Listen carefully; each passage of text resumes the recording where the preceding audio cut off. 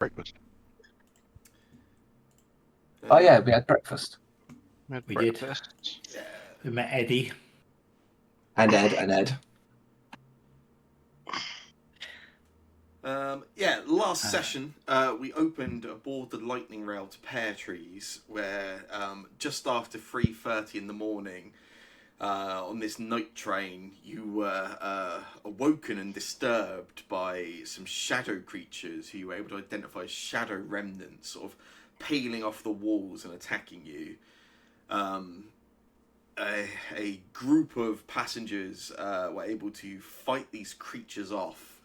And then spent some time trying to understand what had happened to bring the lightning rail to a stop, as well as greeting and getting to know some of the other passengers aboard the train. You arrived in town, delayed, but just before 7 a.m, where you were greeted by the mayor and some of the citizens of the town, who quickly ushered you into the sort of tavern in the town, where you were laid onto some free breakfast and offered lodgings for the night, and to kind of make yourselves at home following your disturbed journey. When we left off, you had been offered to finish your breakfast, and then that the mayor, the halfling Eddie Fastfoot, would, who I now realise actually sounds a lot like a gangster, that he would give you a tour around town. He seemed very excited to show you some of the sort of changes and growth and activity that is going on in town, as Pear Trees are seeing a sort of very significant sort of growth in importance and visitors numbers following the reopening of Neelam's Grove.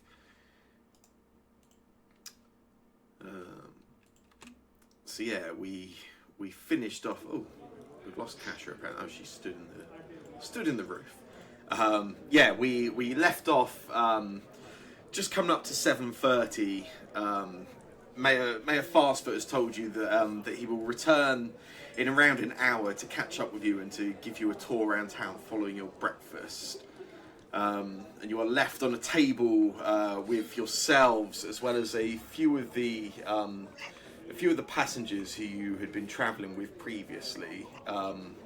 Just to remind you, there was Sister Meredith, who was a follower of Shanti, who was travelling to Pear Trees, looking for Elder Matthias, the previous elder of the temple here in town, who has apparently gone missing and has not been heard from in some time.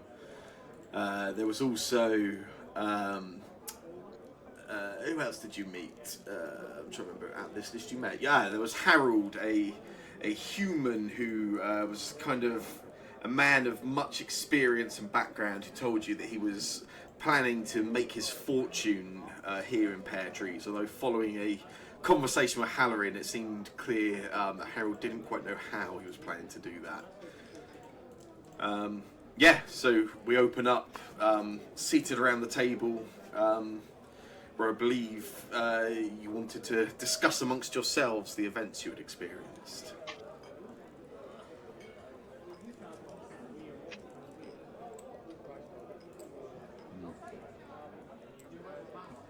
So while we're sitting there, and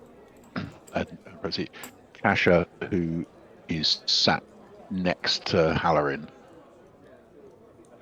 will turn to Halloran and say, Guardian, why have you come to the forest? First off, sorry, I haven't actually introduced myself. We all got a bit. Sorry, I was laughing at. Is it Adsalar? Is that how you pronounce it? Yeah, it's Just running around the room. But lurking in the background, yeah. Sorry, I haven't introduced. It's all got a bit. It was a bit of a hot start last night, as it were. Name's Halloran. Oh my gosh. Yeah, what am I doing? cut a long story short, really, I've been blessed in my life to just do the Great Mother's work on this planet, and I dedicated my life really to helping her people.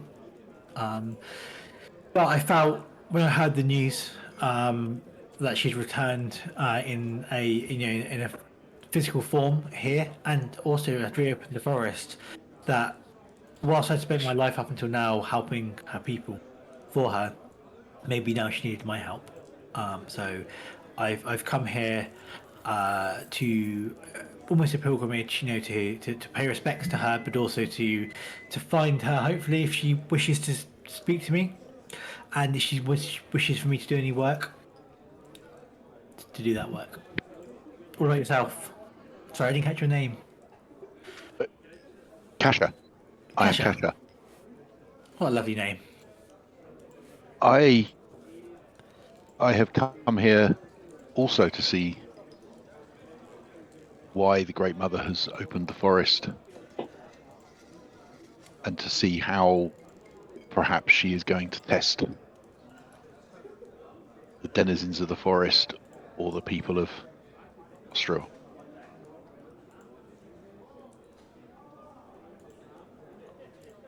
Then I'm certain we will become firm friends.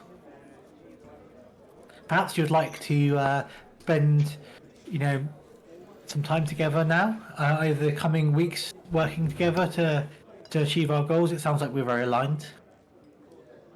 I I like that. Excellent. To follow one of the Mother's guardians would be good. Oh, 1 second. Yeah, we perhaps that's a translational issue. No, sorry, that sounds too posh. Sorry, I was speaking too posh. He's not posh. He's very unposh. Anyway, I can't do it. So, but maybe that's lost in translation. I don't call myself a guardian, but I do champion the Great Mother as her, You- not as her better. No, that's too much, really. Not what I am. I just dedicate my life to her and champion her cause. Yeah, that is what I said. Guardian.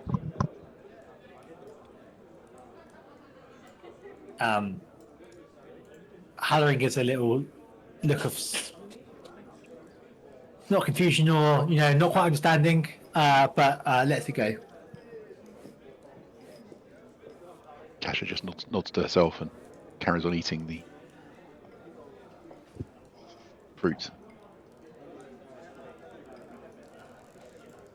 Imagine it's pears. And our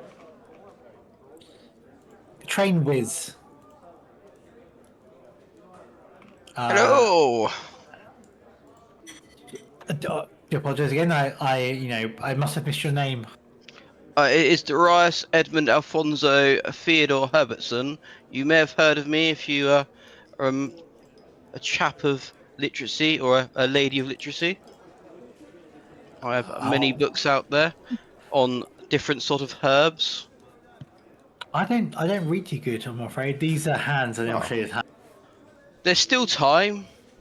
You're only a Well, young chap. I do know a bit about cultivating herbs, but I wouldn't be an expert. Clearly, maybe you got something you can teach me. Yes. Oh wow. I'm a man of many things. I've tended to many things. Many bits. It's Sorry, what was I saying again? Oh yes. Sorry, and your name. Sorry, may I have Oh, your sorry. My name again? Darius Edmund Alfonso Theodore Herbertson. You may have heard of Darius, me. Darius Theodore. Sorry, Darius Edmund Alfonso Do you Theodore want Herbertson of the Herbertson family. of the and what may I call you for short? You can call me Darius. Mr. Herbertson. Mr. Herbertson. Mr. Mr. Herbertson. Herb, if you want to call it a bit shorter. Mr. Herb. Mr. Herb. And The you man with a hat. and you have come here to die? Why would I come here to die? Often This is a great forest of natural beauty and natural herbs. It is a treasure trove of information and knowledge. when elders feel their time is coming, they often head to the forest so as not to be a burden for their family. That's a bit That's rude, what you thinking do, I'm near yes? death. I am a young age of 82, thank you. I hope he doesn't treat you like this. And I'm going to speak it in Arabra, which I believe Leshies can hear, to the little Leshy on his shoulder. I hope he doesn't say that to you, you little friend.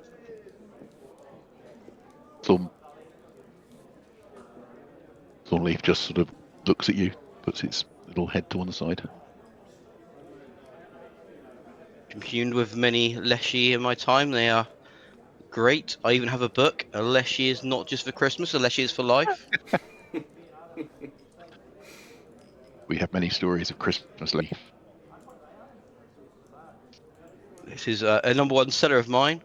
It sold more than my herb books, which I was quite surprised. It was more of a little kid story. And anyway, yes, it's all here. Oh, and the other two, the weird guy that looked like he was going to stab us all with the shadows. I don't know where he's gone. I know, he's just. I think I He- can see him he in is the over corner, there. these little eyes peering at us.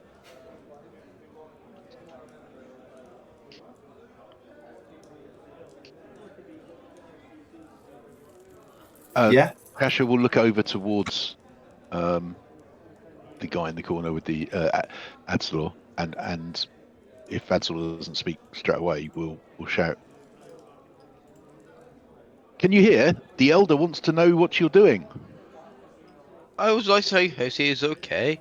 I saw him just running back and forth in the train. I don't know if he was doing it for exercise or he just kept on doing laps.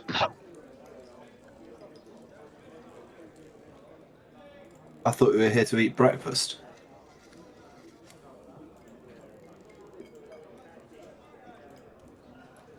What more is there to know? Chatting breakfast is a great way to expand one's mind.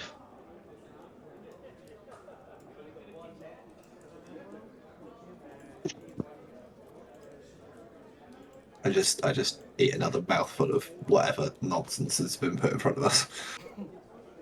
Just kind of nod slightly.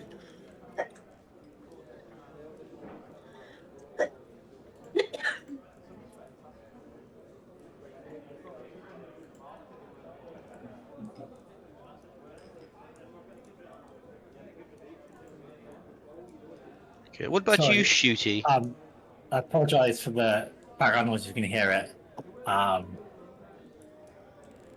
Yeah. I may have missed. Did you introduce your name, or did you say you're having breakfast? His breakfast. name is Oh. Breakfast, I guess. Breakfast. So your name is Breakfast. My name is Adsalor. That's Adsalor breakfast. Ashbrow. Adslor Ashbrow Breakfast is your middle name. Breakfast is just something I enjoy. Oh, breakfast is your It's like a hobby. lover. Oh, I see. Can we see any of your face? How hard are you looking? Staring? You can see probably enough to see that there is a face under there. There are some faintly glowing green eye areas. And there is a face. You can't see much of it. It's obviously hooded, but it's there. He does have one. And gloves, or can we see your? Can we see any other skin? You cannot. Okay. And we see a second face halfway through. Like, is it two kobolds? It's actually four kobolds this time. Four kobolds in a suit of armor.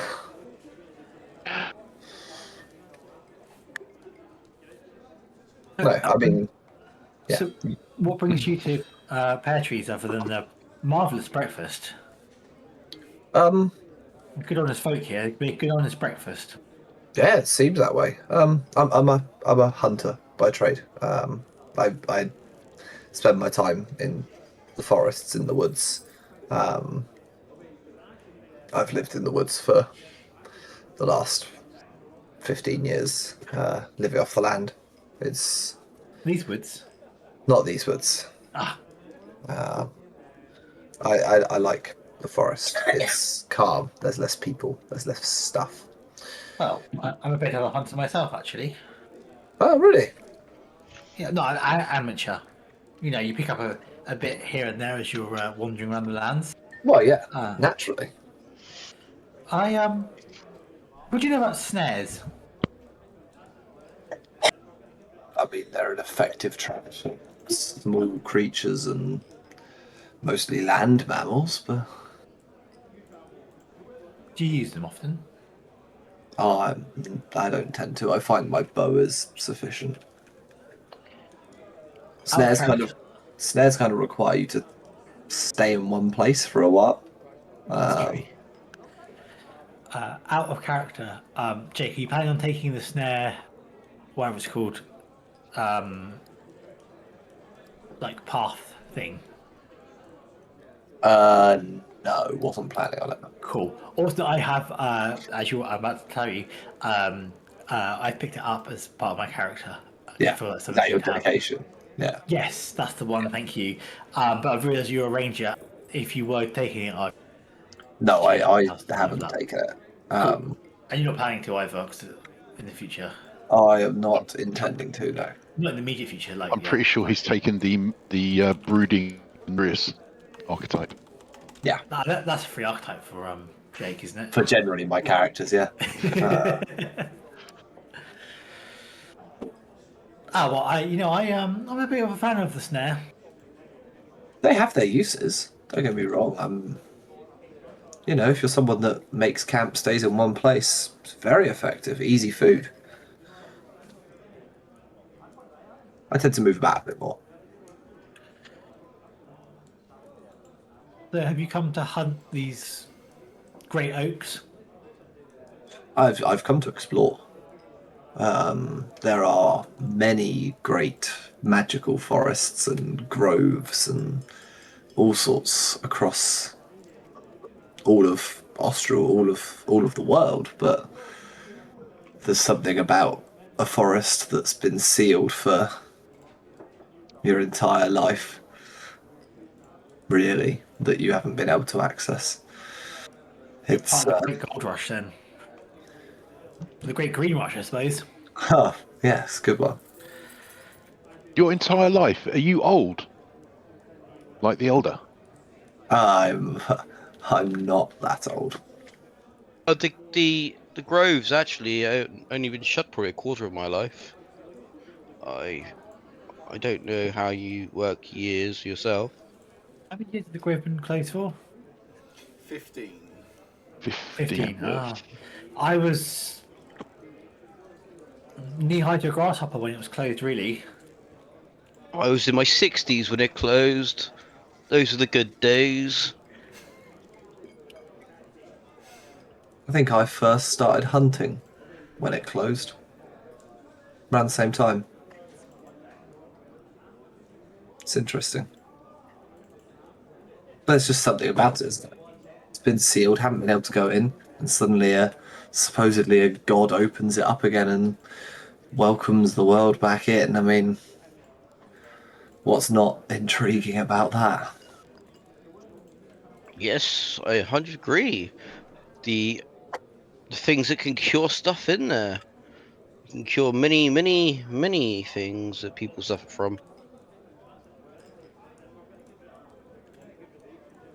I mean, or it's been closed for a reason, and we shouldn't be going in there. But only one way to find out. Yes, well, someday you've got to take the risks, or you'll just be an old man and never taking risks.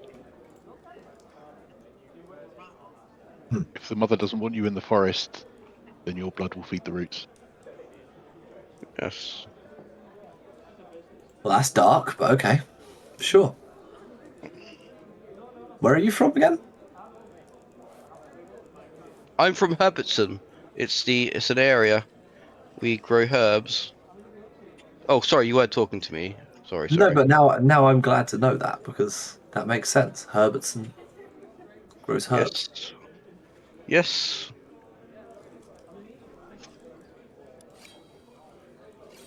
Is it normative? What's determinism? Sorry, what was that? No, normative determinism. It's when you're named like what you do. Happens Yes. surprisingly often around these parts. Yeah. This sort of realm. To be fair, my name's Tormeadow because my parents grow a Tormeadow. So, Ah. Is it more like knee height for me, or is it like tall? oh well, it's and I say very tall, and I do a height 4 foot. Oh yeah, colossal. But I can't reach any further than that. To be fair, so that is the absolute extent of my reach. Could not be bigger. Plants are often bigger.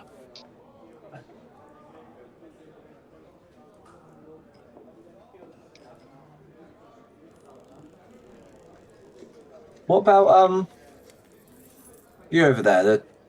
With the guns. What are you doing in these parts? I just came here to deliver some stuff, really. Oh, was it bullets into shadows? Because that seems to be what's happened. Well, that wasn't the plan I was going for, but I guess that's kind of a side thing that happened. But no, that wasn't what was meant to happen. Oh, okay. Well, happy accidents and all that.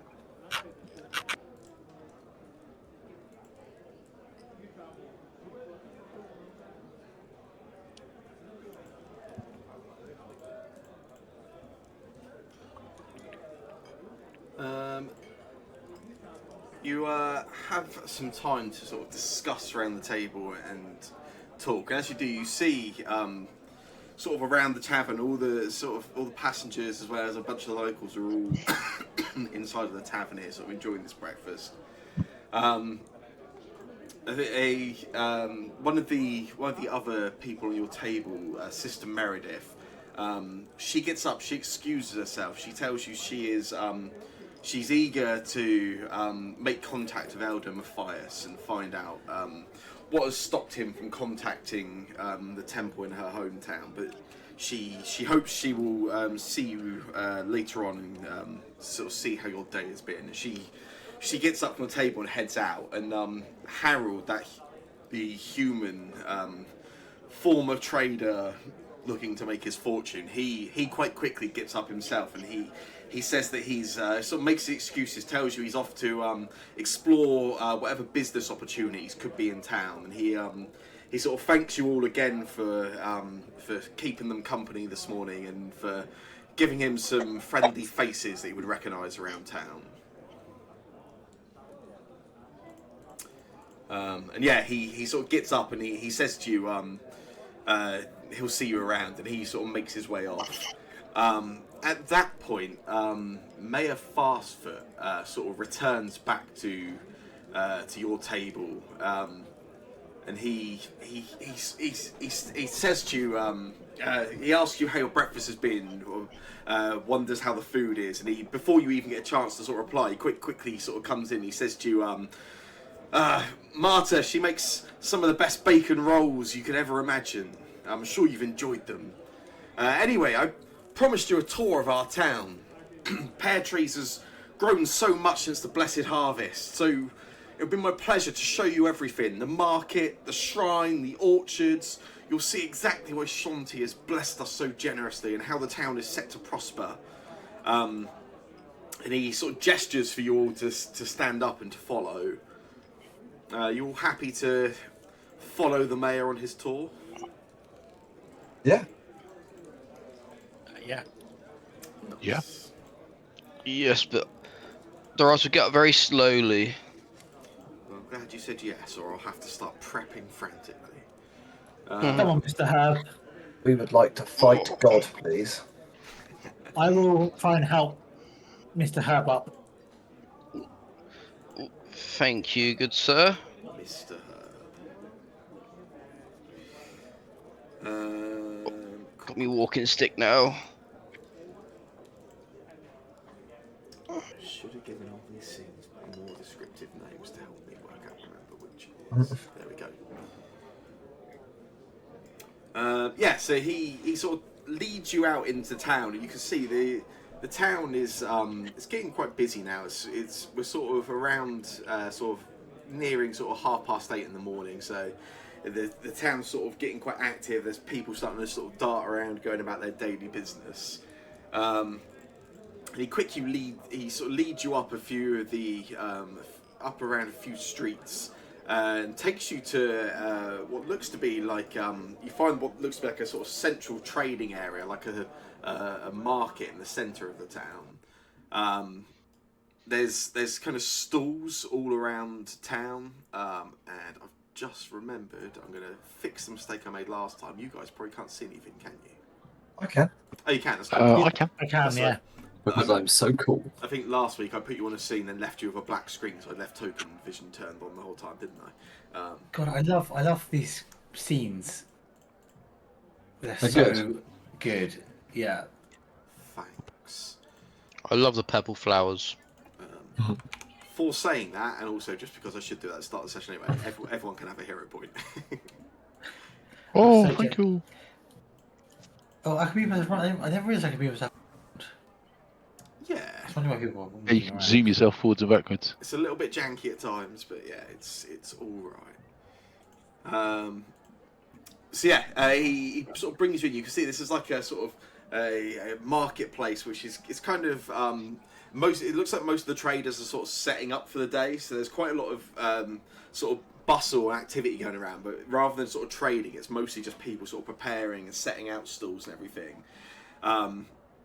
Mayor Fastfoot quickly starts sort of greeting people and speaking to people by name. Doesn't really stop to like introduce you or anything. Just kind of quickly sort of dashes, walking around from person to person. And then he walks. You walk past one stand where there is what looks to be like a fruit stall, and there's a selection of like apples and pears all there. And as Mayor Fastfoot, he sort of he begins speaking to a sort of elder, sort of maybe mid to late 60s gentleman who sort of stood preparing and putting out a bunch of the fruit on the stand. As he does so, somebody else comes along and starts talking to him. Mayor Fastfoot turns around and starts talking to this citizen, at which point this human male introduces himself to your party. And he sort of reaches his hand out and he says to you, the name's Tobias. Welcome to town. You must have arrived on the train this morning. I hear there were issues. It's all good, young man. Young Tobias. And he smiles. He says, it's been some time since I was referred to as young. Thank you. And he's quite enthusiastic. He grabs he grabs out one of the these sort of like there's pears with a sort of purple tinge. He pulls up and he passes one over to you, Darius, and he says, try one of these, fresh from the blessed harvest. Shanti's blessing has colorized our crops, but they are the sweetest pears you will ever taste. Just for a bit of context, the coloration of the pears in pear trees has quite quickly sort of spread word around Australia. They've already begun being sort of exported out to some of the other towns, but it's quite well known that there is a coloration that has occurred with the crops, but it seems to have had no ill effect on the food itself. I will ask for a pair. Absolutely. And he says to you, normally I should be charging for these, but well, it looks like the mayor's given you a tour of the town, so the least I can do is show you our best wares. And he picks up a pair and offers it to you, Halloran. I will take it. I'll pull out a little pocket knife type thing and slice off a little bit and smell it and what have you. Yeah. And then I will say,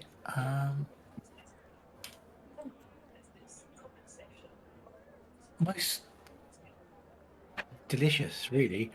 Are you a exporter of these fruit? Well, me personally, not quite. I work on one of the orchards. I actually work on the orchard the mayor owns himself.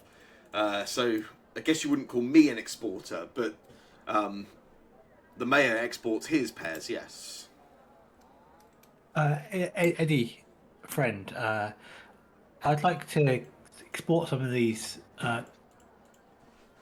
Okay. We'll talk later. Mayor Fast, but quickly sort of ends the other conversation as he hears a business opportunity come up, and he quite quickly he says to you, "Yes, we have plenty in stock. Tobias here will be able to assist with any kind of quantities and delivering them to the lightning rail, or however you wish to transport them. If you wish to transport them yourself, but we would be very happy to export these. You'll have to remind me again. Whereabouts are you from?" Well, not for me, but he thinks for a second. Hailing Cove is probably the closest. Yes. We can get deliveries to there. Absolutely. We'll do the tour. We'll sit down and talk on pricing. Yeah. Absolutely. Anything to spread the blessing around as much as possible. Everyone should have the opportunity to taste of Shanti's blessing. Tobias, sort of carries on the conversation. He tells you ever since the reopening of the grove and the blessed harvest's arrival and delivery, it's been a wonder. We already exported so much, but the demand and the excitement, I suppose the novelty, is clearly increased demand for our wares. And he sorry, go on. I was to say, while they're talking, Kasha, who's stood just behind Alarin, will just sort of lean forward to wherever the pears are and just take one from the pile. Yeah.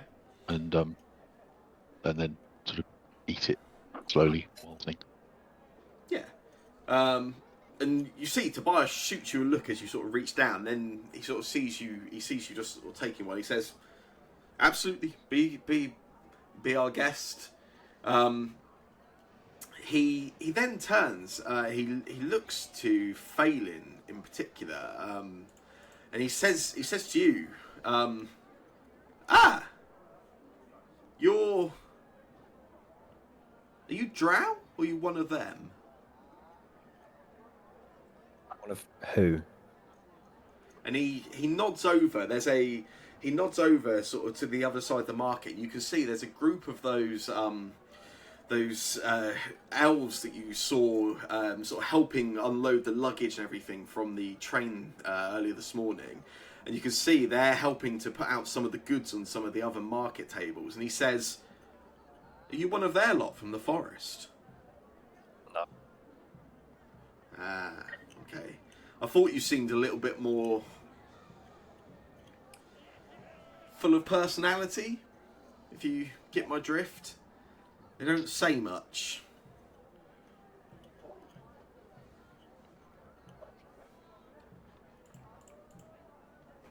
maybe you'll fit in.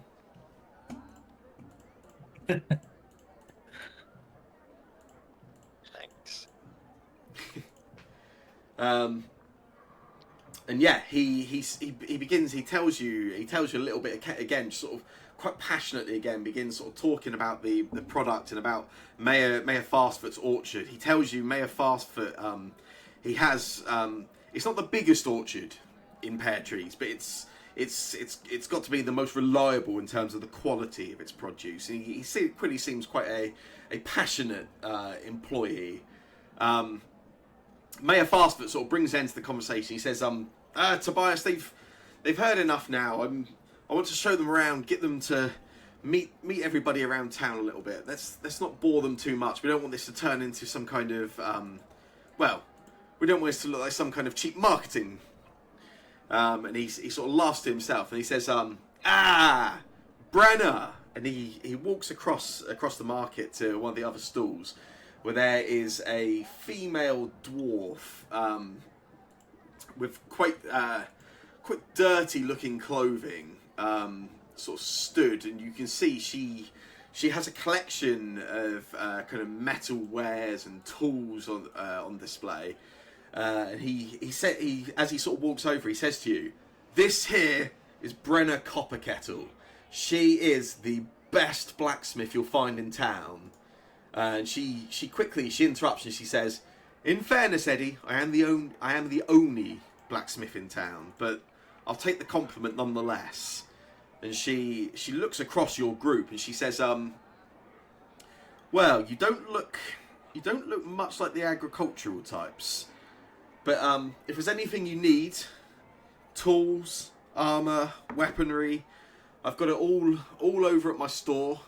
You can find us over at the Iron and Sister, just to the." And she sort of points up one of the streets, sort of heading off the market. She says, "If you go up that way, take a right. You'll find us up there. This is just a selection of the wares I've got. But anything you need, anything I can help with, anything I can help you with, please. Quality metalwork is, well, it's my passion. And ever since the Blessed Harvest, my business has doubled. The prosperity in town, the amount of adventurers coming through. Well, it used to be I mainly dealt in the sort of the standards, the tools, but now it's armor, it's weaponry for those planning to head deeper into the grove. It's quite exciting, actually." What race did you say she was? She's dwarven. Dwarven. Wow, even the dwarvens love normative determinism. And she looks over at you in particular, Haller, and she sort of looks your armor up and down. She says, "That is some mighty fine work, and those are the markings of Shanti. I see. You're a follower?" Yes, she guides my path. Wonderful, wonderful, and I suppose you'll be wanting to meet Elder Liana and sort of have a look around the shrine and the new temple whilst you're here.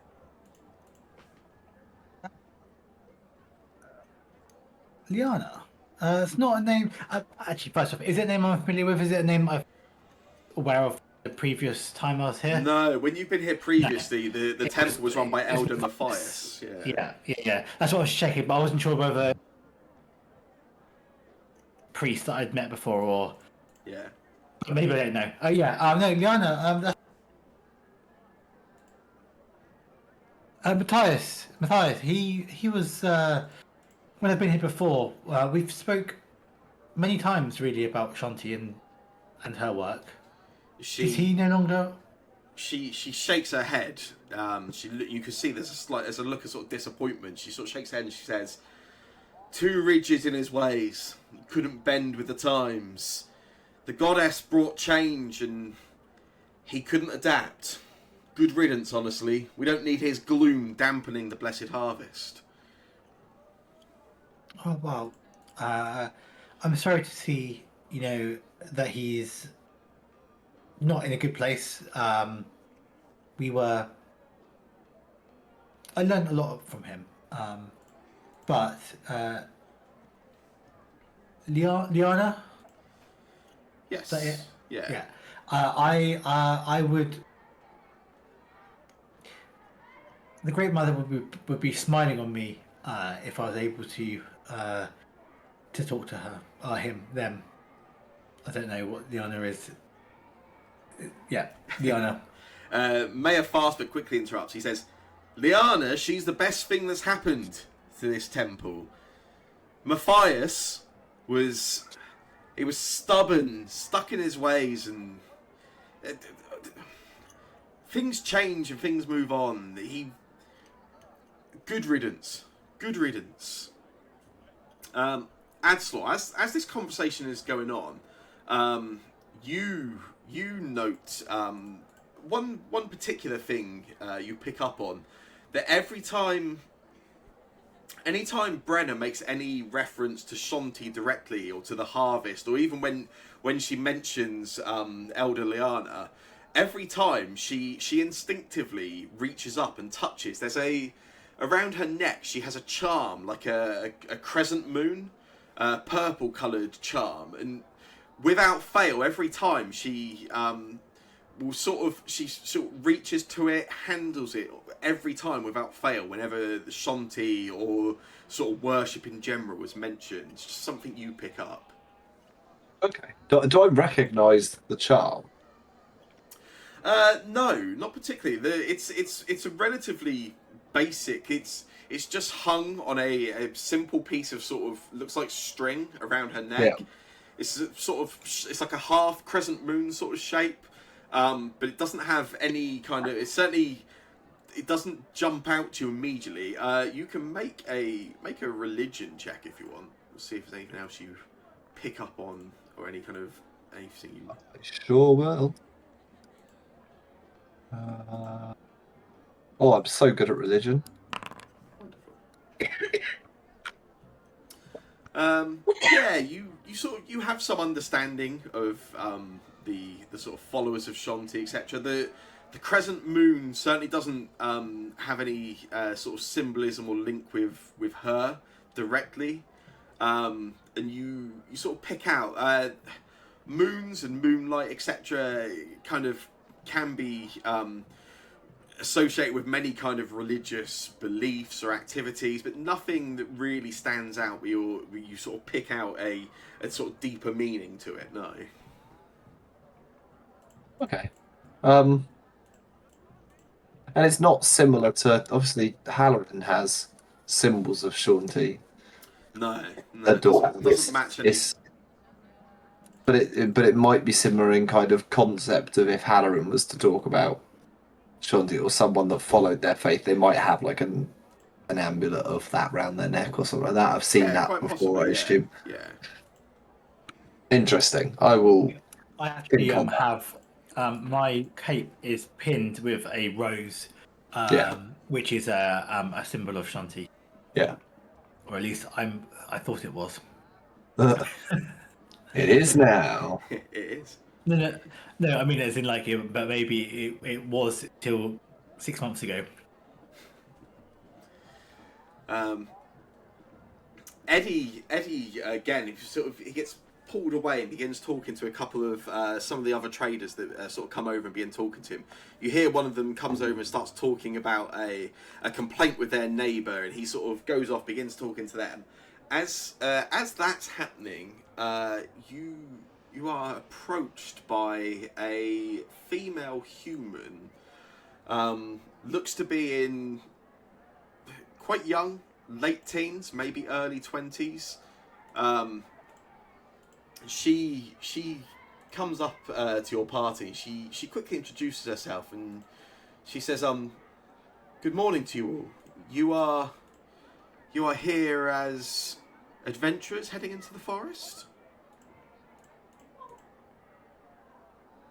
I feel like I'm more of an explorer. She looks you up and down, Darius, and she says, as an explorer, do you have any experience of She sort of lowers her voice slightly. She says, "Do you have any experience of finding missing people?" I can find missing herbs. Not really search for missing people. And you see, she looks disappointed as you reply. She says, "No matter." I could be of some sort of help. And she looks you up now. And she looks among the rest of the group who are all sort of stood around as Mayor Fastfoot's gone to have this sort of conversation with some of the other traders. And she says to you, you're not from town. I don't recognise you, do I? No, Darius Edmund Alfonso Theodore Herbertson of Herbertson family. I have a few books if you're a literacy reader. And she does like a slight curtsy. She says to you, Ilara, Ilara Thornbrook, my family, we have a farm. And she points over to one of the other vendors. You can see a sort of older, sort of late 40s male setting up some sort of fruit on a stall. And she says, that's my father selling our wares. But I'm concerned. My brother Thomas, he went missing 3 weeks ago. You see, she looks over at the mayor and checks on him before she continues. She says, the mayor says that he left for work in Griffinstill, but I don't believe it. I mean, my brother wouldn't just leave without saying goodbye. My father says that if the mayor tells us then he's left for work for the town's good, then who are we to question that? But he wouldn't leave without saying goodbye. He would have written by now. I can just tell something's wrong. Everybody keeps telling me that I'm worrying over nothing, but it doesn't feel right. Ever since the elder left, I trust people less. I was always once told never trust a man whose buttons up there they're gonna pop. And she smiles slightly. She covers her mouth and she says, I shouldn't laugh, but perhaps that's good advice. And she says to you, I know you've only just arrived in town, but perhaps as somebody unbiased and unaffected by the workings of town, you might be able to at least keep a lookout for Thomas or any word from him. The mayor seems to have taken a shine to you. Perhaps you could try to find out any information for him or for me. I will try my best. Thank you. She sees Mayor Fastfoot has sort of turned around and is walking back over, and as he does, he comes over and he says, Ilara Thornbrook, I see you're talking to our visitors. And he quickly walks around her and he puts a hand up and sort of taps on the arm. He says, Ilara here is a daughter of one of our most trusted and well-respected families. The Thornbrooks have been farming here in pear trees for, well, maybe longer than my own family. And he's like I say, he taps Alara on the arm, and then he sort of gestures. He says, looks like your father is calling for you, Alara. You better get going now. And he doesn't push her off, but sort of just forcefully, as he has his hand on her arm, sort of just gestures and pushes her over towards that side of the market. And he turns back and he says, Ilara, she's overactive, let's say. She's a reader of stories, a bit too excited about things. As a conveyor of stories, we go quite well.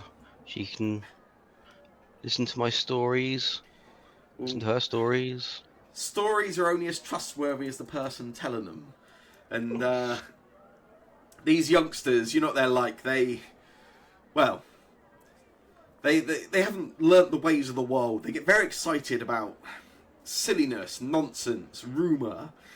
Whereas... So her brother Thomas has not disappeared then? She did mention that. Thomas has gone to Griffinsteel on behalf of his family and myself to deliver word of our wares and the opportunities that are now on offer for those that want to come to Pear Trees and make residence here. Thomas will be back in no time at all, I'm sure. Unfortunately, his parents have no concern, but Ilara has decided to take it upon herself to be concerned for her brother. When did he leave? I don't know, a week, 2 weeks ago, not too long. Well, a week or 2 weeks. Yes, one of the two. The child said 3. The child is overactive in her imagination, as we've discussed and as we've established. But surely you know when he went if you sent him on behalf of the town. I'm very busy. Hey, now. Being Yeah. mayor of a town is constant work. I took it upon myself to give the lad an opportunity. Rather than spending his time on his parents' farm, I wanted to give him a chance to do something that would better the town. I sent him to Griffinsteel with lodgings for a month to keep him well fed, well looked after, a roof over his head, and to spend his time looking around the marketplaces in the city and to spread the word of opportunity so that we're here in Pear Trees. Okay, so if he's got a month's worth of money, then feasibly he might not be back. Yeah, that's fair. Exactly. How much money did you send him with? I don't think the exact amount is what matters. What matters is his put up in lodgings which are owned by the mayoralty of Pear Trees. He's quite safe, and he's looking out for the best of his own community. Have you told the child the address? And what good would I could give her a street name, I could give her a residence number, but what good would that know her? The girl's never left Pear Trees. I know, but you have a postman. They deliver letters back and forth, like it's a normal profession. And if it was that much an issue, you could have done that. And with the train going regularly, you'd have a news back within a day. And he stops. He looks down at the ground for a second, and he looks back up. He says, "Let's solve this now." And he walks over. And as he walks over, he says, "Mr. Thornbrook, your daughter's been telling her stories again." And you see this the male quickly looks over, not angered, but obviously a little bit disappointed towards Ilara. And Mayor Fastfoot says, "Our visitors here have quite rightly suggested that rather than dismiss your concerns, we should listen to you and help you as a member of the town.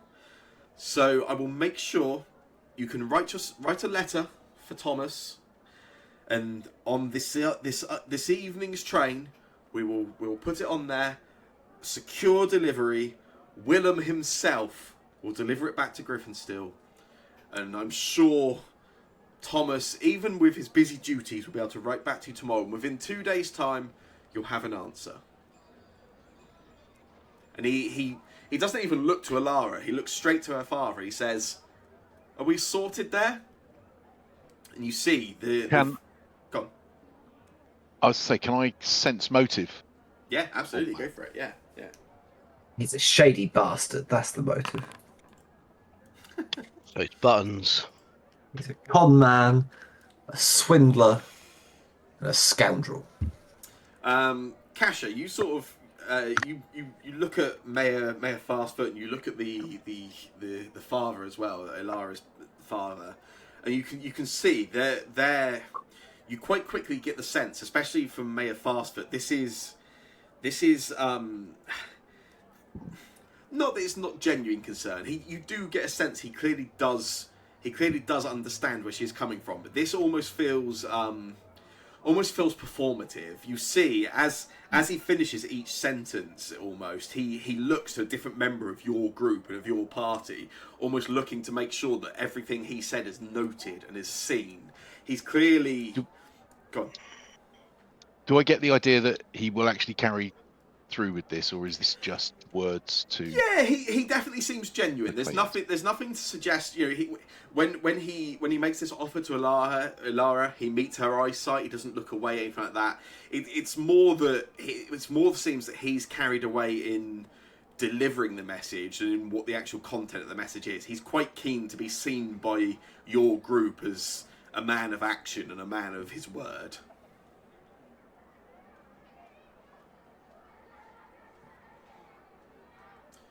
And Ilara looks to her father, and she looks to the mayor as well. And she says,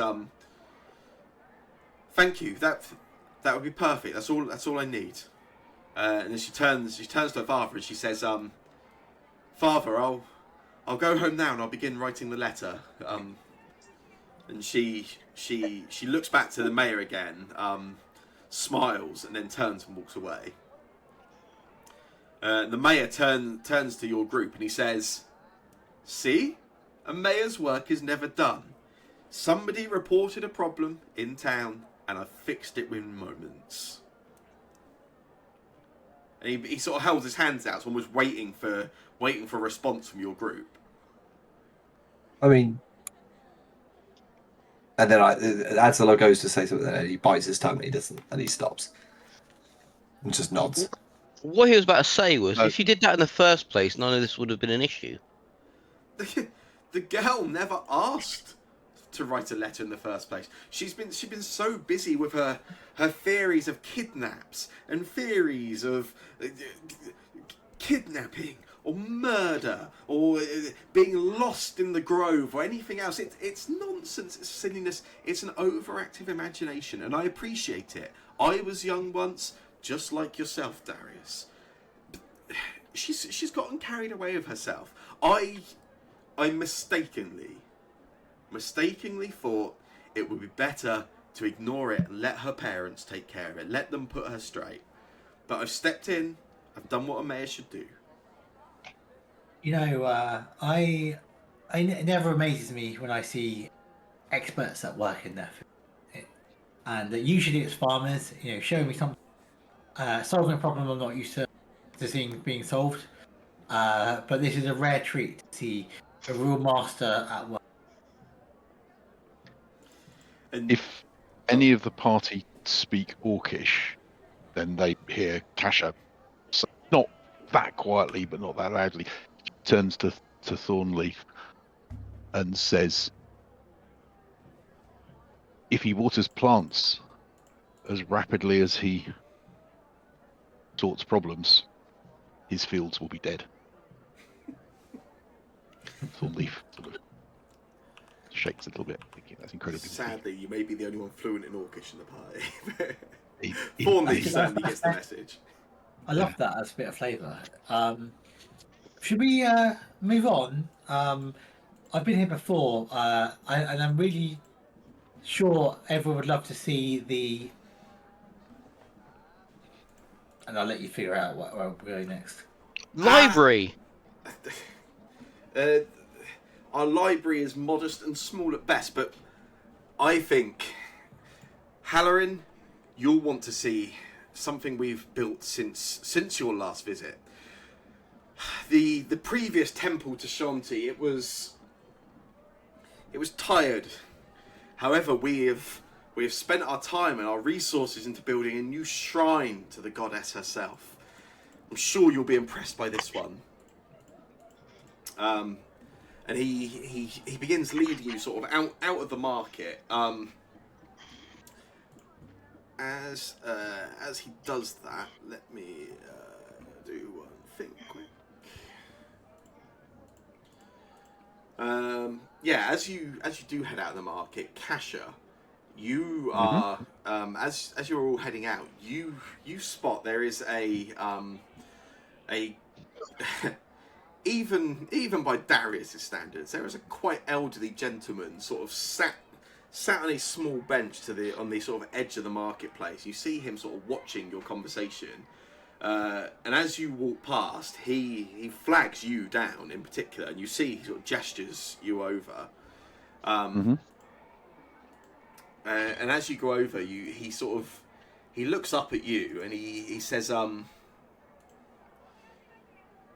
well, last time I saw one of yours in town, pretty sure they were dead. And he sort of stops, he looks you up and down, he goes, what brings you to pear trees?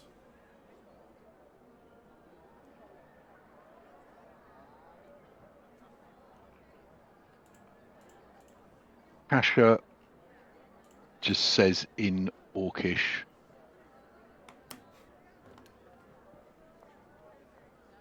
when your time comes to die, old man, I'll take you out to the forest. And he listens to what you say and he says, I don't speak your language.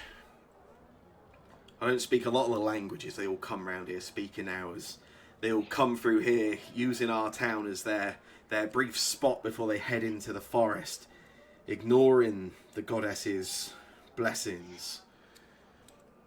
I don't care much for change. I don't care much for, frankly, outsiders and all these people. I was born in this town and it's my home.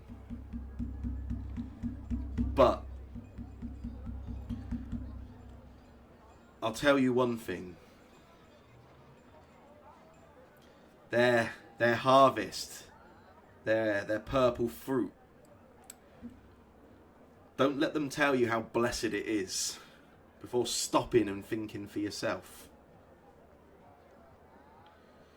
Otherwise you'll be just another one heading off into that forest and we'll not be seeing you again. Go on then, go about your business. Friend, I think you misunderstand the intentions of my companion here. She is also a follower of the Great Mother. She has her light in her heart. The words of a halfling don't mean much to me. Your brains in ratio with your bodies. That's what my dad always said to me.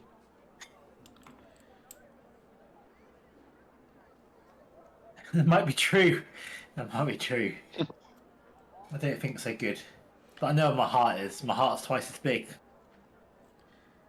And I know where my heart is. My heart lies with the best of this town and the people of this town and the ones who haven't changed with it. It used to be that the people in this town had their own minds, and he sort of taps his head as he says it. He points to you and he says, now every one of them speaks the same. Every one of them thinks the same. Like they're all reading from a script about their blessed harvest. None of it's natural, and I'm not fooled by any of it. I see through everything. Go on now. You don't want to upset our wonderful mayor. As we turn to go, Kasha will turn back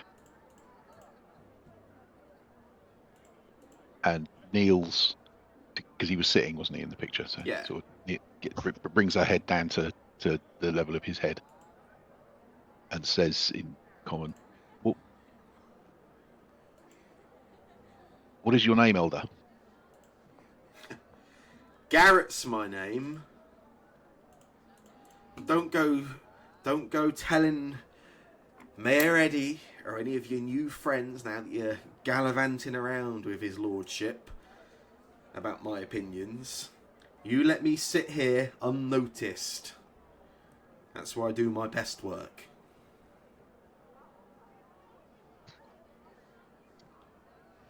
Unnoticed isn't always unheard, and she will sort of hold her palm out, and some vines, kind of, I don't know, maybe she had a twig in her hand or something, appear from somewhere. And if I can get the description of it, because I can't remember what happens. There it is. Yes, vines twine into a small wicker horn, and from it drops a single nut, in this case, which she picks from from that, and she offers it to, you say Garrett? Garrett. Garrett. And he takes it and he looks at it and he says, Druid's magic. I've seen your type come through here. Mother's blessing. Mother's blessing to you. The real mother's blessing. And he nods at you. And you see Mayor Fastfoot looks back and he says, come on, all of you. And he starts heading out of the market and leads you sort of away from sort of some of the more built up areas of the town. He starts heading to what looks like the sort of northern edges of the town. You can see there's quite a lot of building work going on. There's a lot of sort of houses and various sort of buildings being put up at a rather quick pace. In particular, he leads you to what stands out as quite a beautiful and impressive looking stone and wooden building. And as you're sort of approaching, he sort of begins sort of giving you a bit of information. Tells you that the previous shrine to Shanti was a rather run down and basic affair, really not befitting of the goddess herself. And following the blessing she bestowed upon us, it only felt right that we renewed our shrine to her. And so we have this, and as he sort of walks through his entrance, you find yourselves inside of this stone and wooden building. There is purple blossom sort of all growing up and hanging over the top of the building. It's quite a scene to see. And he tells you this is the new shrine to the mother herself. As he walks in, he immediately calls out. He says, Leanna! And there's a female human in extremely expensive, like very delicate, intricately woven sort of robes. You can see she is knelt in front of a large statue of Shanti, and she turns and walks over and she says, "Good morning, Mayor Fastfoot." And then she turns to your group. She says, "Welcome, children of Shanti. All who seek the goddess's blessing are welcome here, especially in the times since the blessed harvest has renewed her presence among us." And she immediately she looks over at you, Halloran, in particular. She says, "A champion of the goddess. Well, blessings to you, sir." I will sort of kneel before her and say, I am but a humble servant. I allow her to guide my way, and I try to do my best. I certainly don't have the depth of knowledge that someone such as yourself has. I knew your predecessor, and he taught me a lot about Shanti and her will, and helped me a lot in my path. You see, she sort of takes an intake of breath. She says, "Elder Matthias was a wonderful servant to the goddess. Sadly, he has chosen to move on from our temple. However, it is my duty now to ensure that the mother's blessing is felt by all in town, visitors and citizens alike. Pear Trees is now the centre of a renewed relationship with the mother.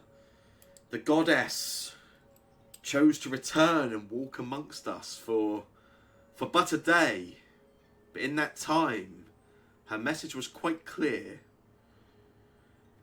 Whilst the other gods have chosen to retreat from the day-to-day life of Fentos and to leave us to fend for ourselves, the mother clearly feels the need of her children. The harvest is just proof of her divine favour, and her bringing together of ourselves and the children of the forest is something which will quickly shape the future of all peoples.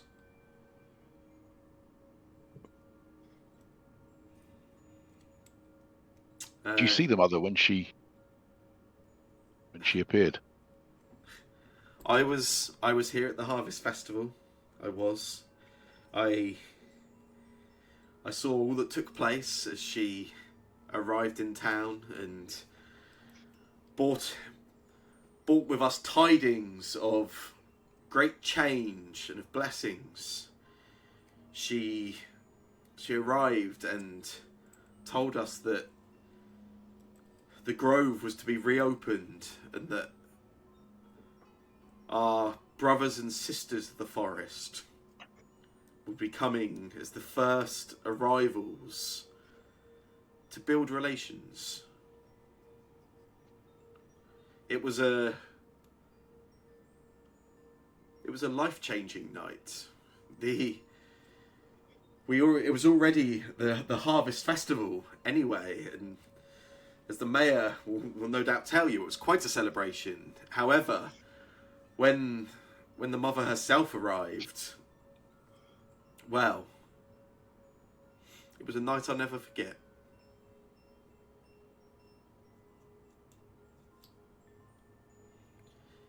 The mayor interjects and he says to you, well, to be the mayor in charge when Shanti herself decided to return and to speak to us directly and to reopen the grove and to give us this opportunity of growth for the town, well, I'd like to think the work I'd put in my time as mayor was at least some part in convincing the goddess it was the right time for her to reach out. And Liana smiles at this point. She does interject and she does say, you'll forgive the mayor's confidence. I'm not quite sure the day-to-day workings of a mayor are enough to bring back a goddess. But clearly, despite the rest of the new gods leaving us, she felt something required her return. She looks to you, Halloran, and she says, you would have felt the blessings, but you are not the only follower of Shanti here. And she turns to Kasha and she says, you travel with the blessings of the mother as well. I didn't think your peoples tended to follow the new gods. You are an outlier?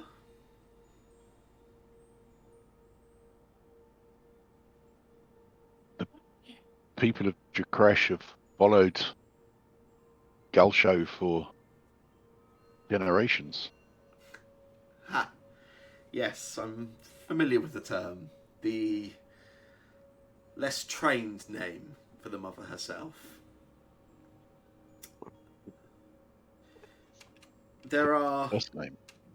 Sorry? The first name. Is this the first time you've used that name in front of me? Yeah. Yeah. I don't think I've ever heard that before, so I look a bit confused. I would have thought probably not. Yeah. But luckily, this is not the first time there's been a bit of confusion in. And Liana, she smiles and she nods towards you. She says, the workings of deities and gods can be hard to understand. The closer one is to the deity themselves, perhaps it is easier to understand their true intention and their true meanings. Regardless, we are of the same. We're of the same blessings. Shanti would put her blessing on you the same as all of us.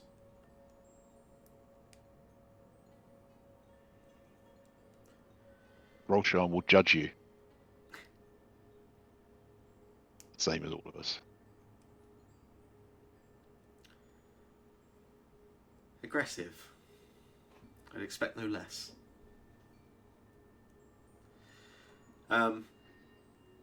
She turns to Mayor Fastfoot and she speaks to him quickly. She tells him that of her plans for the next day. She tells you there is a service to take place this evening for one of the farmers who passed away recently. His family have asked to have the shrine to themselves to privately commune with Shanti. Mayor Fastfoot, he seems to understand. He sort of agrees with that quick and sort of has no quibbles.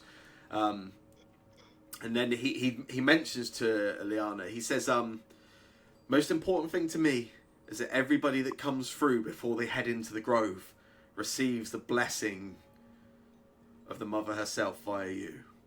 We wouldn't want them going in there without her sight upon them. And she nods and she looks amongst your group and she says, are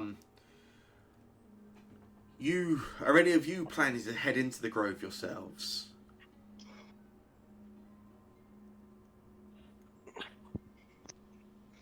Oh yes.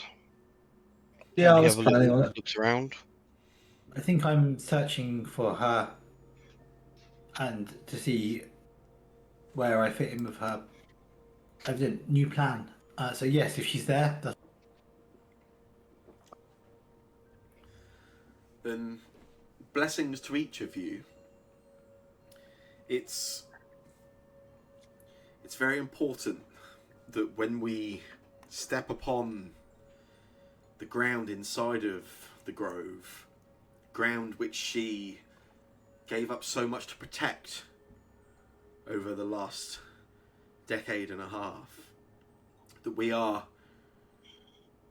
cognizant of that sacrifice and of the actions she took to protect us and the forest itself from the dark acts of those not aware of the risks they were taking. Now,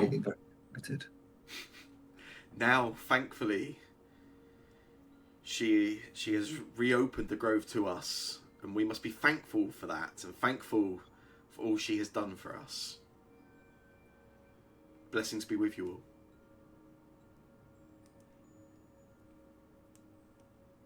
Did I trouble you for maybe a more practical blessing as well? You certainly may. By which I mean, do you have any tips on finding her in there and navigating around? You know, maybe it's useful to walk backwards, or maybe it's another navigation tip. There are many curious stories about the grove and the mother. If one is to ever come face to face with Shanti herself, then the grove would be the most likely place to do it. But it's not something that should be expected, and you certainly shouldn't be disappointed to not be blessed in that way. The mother has much to attend to. she's made it quite clear that her return was required, and that means that her actions are also perhaps hard to understand by any one of us alone. If you enter the grove solely looking to meet the goddess face to face, then I suspect you'll be disappointed. If she has need of you, then perhaps she will call upon you, but otherwise I suggest instead perhaps you should ask how you can best serve her rather than how she can best serve you.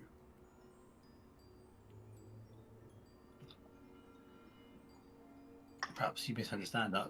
I feel her call very strongly. This is how I serve her. I'm certain of it. These purple blooms all around, Yeah. are they growing? Or are they cut flowers or... Make a nature check for me. Oh, golly. You better be good at that, Definitely you're a that. druid. Yeah, I ought to be good at that. You'd hope Oh, it's a strong God. one. Where is it? Survival, thievery, religion. It's going to be alphabetical. There it is. Nature. Oh, that wasn't supposed to be public, but it turned out it was. No, I it's can- all good. So, no. have- I didn't. You're good. Public is fine for this. Yeah. Yeah, you have a look. So a few things strike you immediately. All of the growth you can see, the stuff that's on the ground, as well as the stuff that sort of reaches up and runs around the rafters and the roots. It all appears to be natural. You can see where the roots go down to the ground itself. Mhm. It doesn't take an expert in nature to understand that growth to kind of go all the way up to the rooftop and the rafters of a building like this would take far more than 2-3 months of growth to achieve. There would have to be some kind of something beyond just natural growth to make that happen. Yeah. And you can, even as you sort of stand there taking in and sort of looking around, you can sense that the plant life and the nature within the temple itself,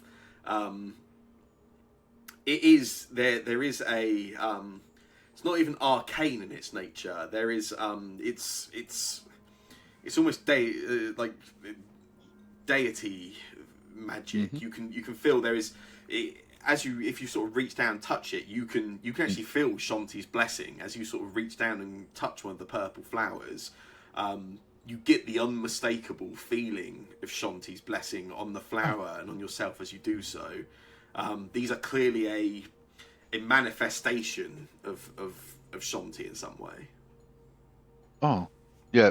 When Kasha reaches out and sort of touches, I guess maybe one of those big leaves and kind of is just gently feeling it, and she feels that link. Is it the same sort of feeling that she gets from being close to the champion? That kind of...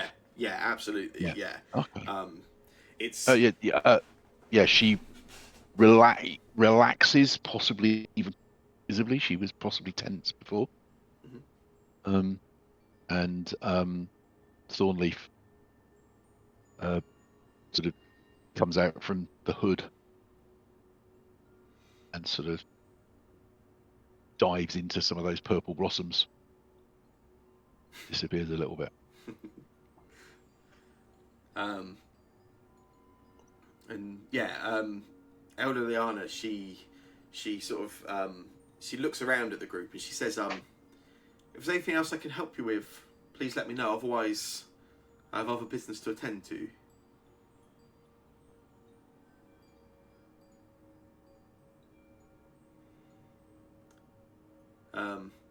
She nods and she turns to Mayor Fastfoot and she says, just so you are aware, Mayor, one of the other visitors did come in this morning as well.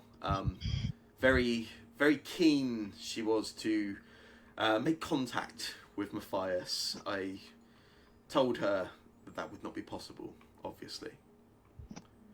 And Mayor Fastfoot, he nods. He says, Yes, I'm sure she will be disappointed by that, but it's good that you made it quite clear. Sister Meredith. Yes, that was Yeah. right. You know her. We met on the train on the way here, but she, like me, the news of Shanti's return reached. The news of this, and I'll just the purple, reached. But perhaps lost in that was the departure of Matthias, and we both knew him. The betrayal of Elder Matthias was a shameful thing, and as much as we have been keen to spread the news of Shanti's blessing, perhaps we are not quite so keen to tell the world of Matthias's betrayal. It's I'll look around the rest of the party and I'll say, E- no, go on. But I was just going to say, even Thornleaf pops his head out from a bush to look at when someone says that. What were I you was going to just say? saying, yeah, looking around the party, I'll say, perhaps now is not the time, but I would love to understand with him. He was so devout, so dedicated, and I saw him not 6 months prior, showed no signs of betrayal. perhaps we could charitably put his actions down to senility. Elder Matthias served faithfully for decades, giving all of his adult life to spreading the message of Shanti, but when confronted with a divine truth that did not suit his own beliefs, when the goddess herself blessed us, his faith wavered and he spoke blasphemy against the mother, questioning her gifts. In shame, rather than accepting his failing, he decided to leave our town and to leave the temple. We pray for his soul every day, and we pray that the goddess will forgive his doubts, but we cannot allow his weakness to diminish the miracle of the blessed harvest and all that has been delivered to us. I was trained myself by Matthias. I, better than any other, understand the pain when somebody you respect and look up to perhaps lets you down. But if I'm to choose between Shanti or a crazy old man, I would pick Shanti every time. I'm not a crazy old man. How dare you? Not quite the man I meant. How big is sorry. the order of priests here? Well, we have been going through. That's out of question, out of character. So the in general, there is normally somewhere between sort of 10 to 12 at any time, sort of priests active in the temple in Pear Trees. There's normally one elder who kind of is essentially considered to be the kind of highest level of worship or closeness to Shanti on Fentos in its entirety. But yeah, normally sort of in the region of 10 to 12. Is it suspicious that I came here 6 months ago and I've never met this person before, but she claims that she was trained under him and is now the boss? Charlie, you be as suspicious as you want. I've got no understanding why you would doubt in any way the validity and safety of this situation. But yes, it would certainly, in terms of your character's experience, in kind of how quickly things may change in the temple, it's probably odd as fuck. But yeah, so I guess what I'm asking at is that a very small. That, the answer is it's weird. Yeah, fine. In which case, I'd like to do an insight. So that thing's not a thing in this game, is it? Sorry, you're cutting out constantly, so I've got very little of that. Oh, sorry. Do an insight check. Yes, what? A sense Yeah. motive. Sense motive? Sense motive, yeah. I was saying I wasn't sure if it was a plot hole. It's like a small plot hole we would forget about, or whether it was a game Plot with holes? Plot holes? We can't have It's plot holes not- this early. a small one. So I will sense motive. Yeah, cool. Let's have a look. There, yeah. So you pick up on immediately. You've never met Liana before.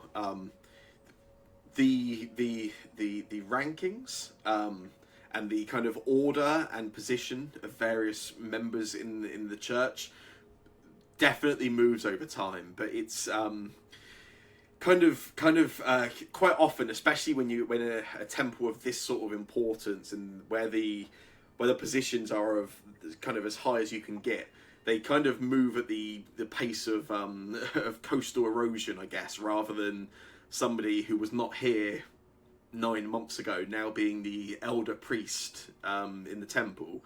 Very weird, very odd, and as pretty much the entire time she is talking about the actions of Elder Matthias and his leaving the temple.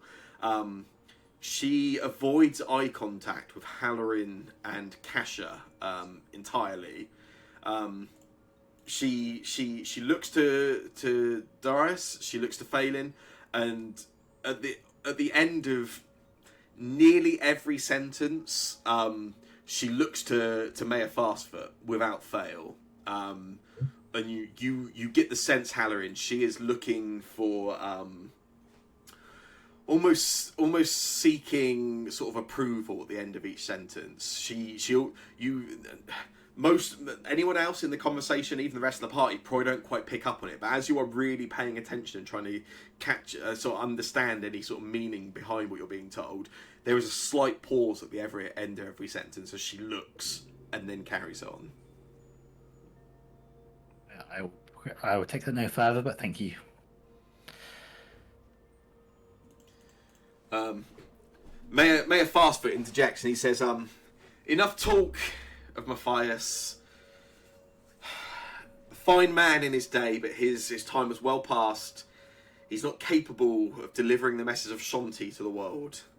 In that case, he's not capable of serving in this temple and in this shrine, this fine shrine, which we have delivered for the people of Pear Trees. Thank you, Liana. We'll leave you to your business. He sort of starts leading you out of this shrine, and he turns to you, Halloran, and he says, just between you and me, it's very emotive. Liana, she served under Matthias for probably her whole life. She was but a young child when she first came to the shrine and to the order. If you ask me, I think he thought of her as a daughter almost. She was of much importance to him. Shame that he stabbed her in the back the way he has done. I probably, for her benefit, let's not talk about it any further around her. You'll understand.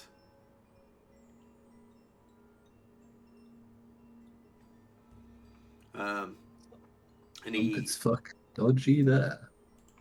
What? I don't like your suspicion.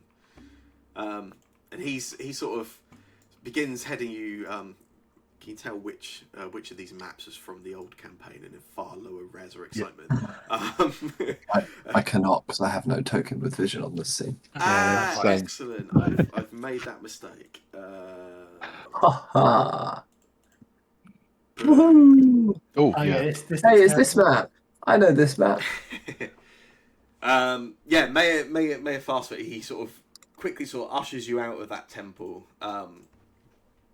As you sort of head out, you do spot sort of outside of the grounds of that shrine itself. You actually, your party can see Sister Meredith, the human priestess who was on the train alongside you. Mayor Fastfoot spots her as well. He says, let's leave her to it. She's clearly quite upset by not being able to see Matthias and the news of the betrayal herself. Maybe we should head this way instead. And he quite quickly sort of ushers you in about as 180-degree a direction away from Meredith as possible, and quickly begins sort of ushering you down through town. And he sort of takes you and sort of leads you on a sort of more of a guided tour as you begin walking some of the pathways of town. And you start walking some of the pathways on the outskirts of town. He points out to the many sort of orchards and farms on the edge of the town. He talks to you about the history of the town. He points to the border, the grove itself, and he says to you about how as a child he spent many days playing inside of the grove himself, and it pained him over the last 15 years that the youngsters of Pear Trees were denied that same opportunity he had. They didn't get to enjoy the forest the way that himself and his friends did as youngsters. But that is now returned, and they're able to do it. As you walk past some of the farms, you begin seeing some of the again, those drow elves that you have seen sort of around town. And you see they seem to be working in some of the fields in sort of small groups of sort of 4 or 5. All seem to they work, and they seem to work much more. You see other farmers, you see other humans, some of them are halflings, all sort of around the farms and the orchards. These drow, they work. You can see they just seem to work so much more efficiently.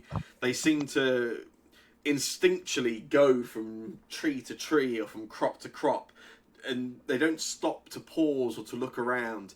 You see even at sort of a relatively sort of early point of the day, you can see some of the other people around town are clearly kind of a little bit tired, already kind of thinking about their lunch. But these drow just seem to just carry on regardless, and just work through any kind of tiredness or even the heat as it's sort of the sun sort of really beginning to get to its peak above you in the day.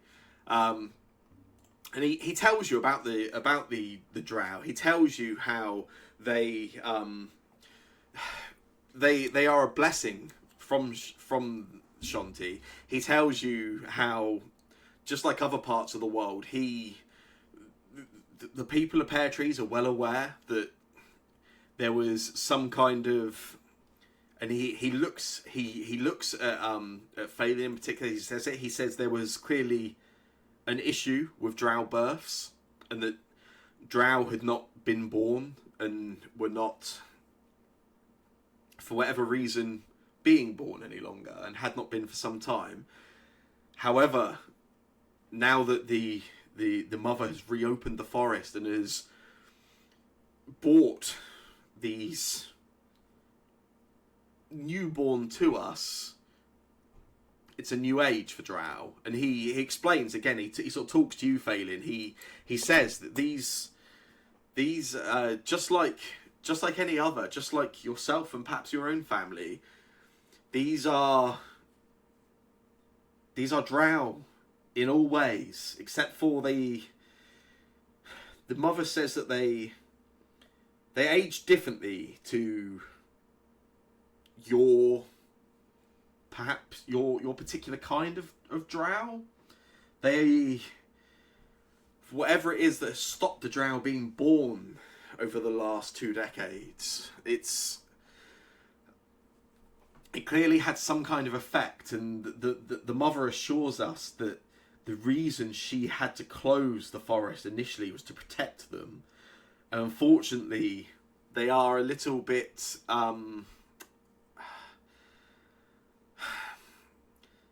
Their minds develop slower than their bodies. All of the drow which she has integrated into our society, they are fully silent. They don't talk. They can communicate in very basic gestures, but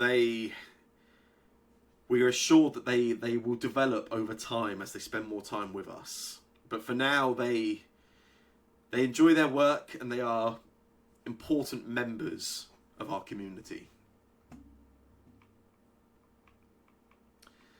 And he takes you. He sort of stops. He stops at one point, and there's a clear sort of path through some of the orchards and the farms. There is you can see it looks like it's a path that goes right down to the grove itself, and he tells you this path here. This is where me and my brother used to sneak off down when we would head into the grove, and now it's, well, we call it the Adventurers Road. It leads directly into the grove for those that want to seek their fame and fortune inside of the grove. And he sort of points down and he says, when you have all rested and you are ready to go about whatever business it is that has brought you to town, this is the road that will lead you into the grove. There are, as Liana said, there are many stories about the grove, and I think the time it has been closed off has maybe added to that mystique and confusion. People think it is a place of danger, and it can be, like any place, if you are not prepared and you are not aware of what you are dealing with. It can certainly be dangerous, but in general, it's the closest to nature and the closest to the mother you can be. It's wonderful. So can I ask you a question about something that he said earlier? Yes, yeah, absolutely. He said that drow stopped being born Yes. in the world. Well, I know, like, I firstly didn't know that. Second off, if I didn't know that, if I did know that, sorry, is it because people are trying and they just can't conceive, or is it that drow? I don't know how drow are born. It is something we discussed in our previous campaign. Yeah, I can't remember. That's absolutely fine. It's all good. Drow basically have been their numbers have been sort of naturally dropping. So as elder drow elves have kind of died and perished, there's been a lack of births to kind of account for that. There have been initially it was kind of a slow thing for knowledge to develop. So it kind of, before it became quite clear, there was a period of quite a number of years, maybe a good 5-6 years, where it was kind of just not really noted, but it became quite clear over time. And even the various kind of the governments, in particularly the various tribes and states of Shate have been quite proactive in trying to understand why no drow conceptions have kind of taken place. But yes, there have been no drow naturally born on Fentos in at least 10 years, maybe more. It's hard to put an exact number on it, because in a entire world without digital ID cards, which would be great to have, I'm sure. It's hard to put like exact numbers on that, but yeah, there has certainly been no natural drow births in at least a decade. Cool, but no one really knows why. Whether it's because drow doing there is no known reason for it. There have certainly been theories. Some kind of scholars and sort of arcane writers have suggested that it could be in some way related to the imposter known as the Uniter. a drow who essentially built up a number of armies that were intended to attack the people of Fentos. Perhaps some kind of punishment from the gods for that person or creature's actions. There have been some speculation that the ascension of a drow to godhood in the time that this has kind of begun perhaps has some kind of role in that having happened. Perhaps a mortal drow becoming an immortal god has somehow prevented mortal births. There's been so much speculation, but nobody has really ever managed to put forward any kind of theory or evidence or anything beyond the fact that just drow conceptions have not taken place. But yeah, to be clear, this is something which is preventing people conceiving, not Yes. a cultural issue where No. there's male loneliness epidemic in drow society. They're trying to work out why they love life-size anime pillows instead. Not quite what I want to address for this campaign, but maybe No. next time. Cool, got you. Right, awesome, I'm on board.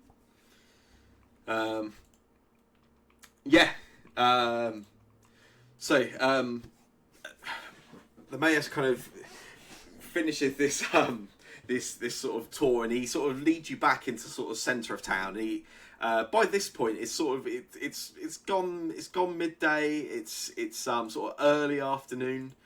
The mayor tells you, he's given you a good sort of 3 hours of time, sort of looking around town, showing you around. He's so proud of the town. He hopes that is clear to you, and that you've got a feeling for how much he loves his town and the people of the town. He says he feels so sorry that your initial welcome to the town was, troubled by what took place aboard the train. However, hopefully you can see that the town welcomes you as it welcomes everybody else.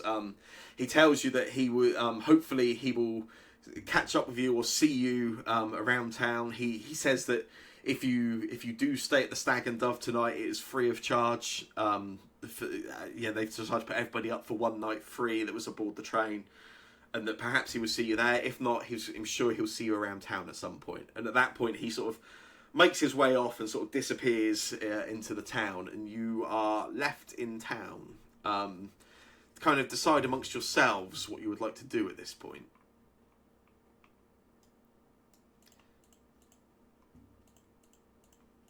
There are a few sort of notable landmarks around town which you would have seen. So there is obviously the train station itself where you arrived.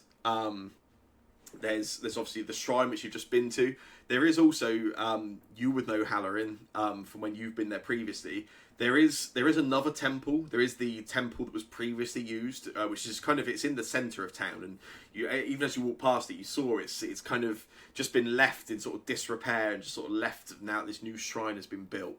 That is a part of town. There's also there's a number of quite well established merchants in town, or you can decide it's been a long day with a very early start, and perhaps you just need to head to bed.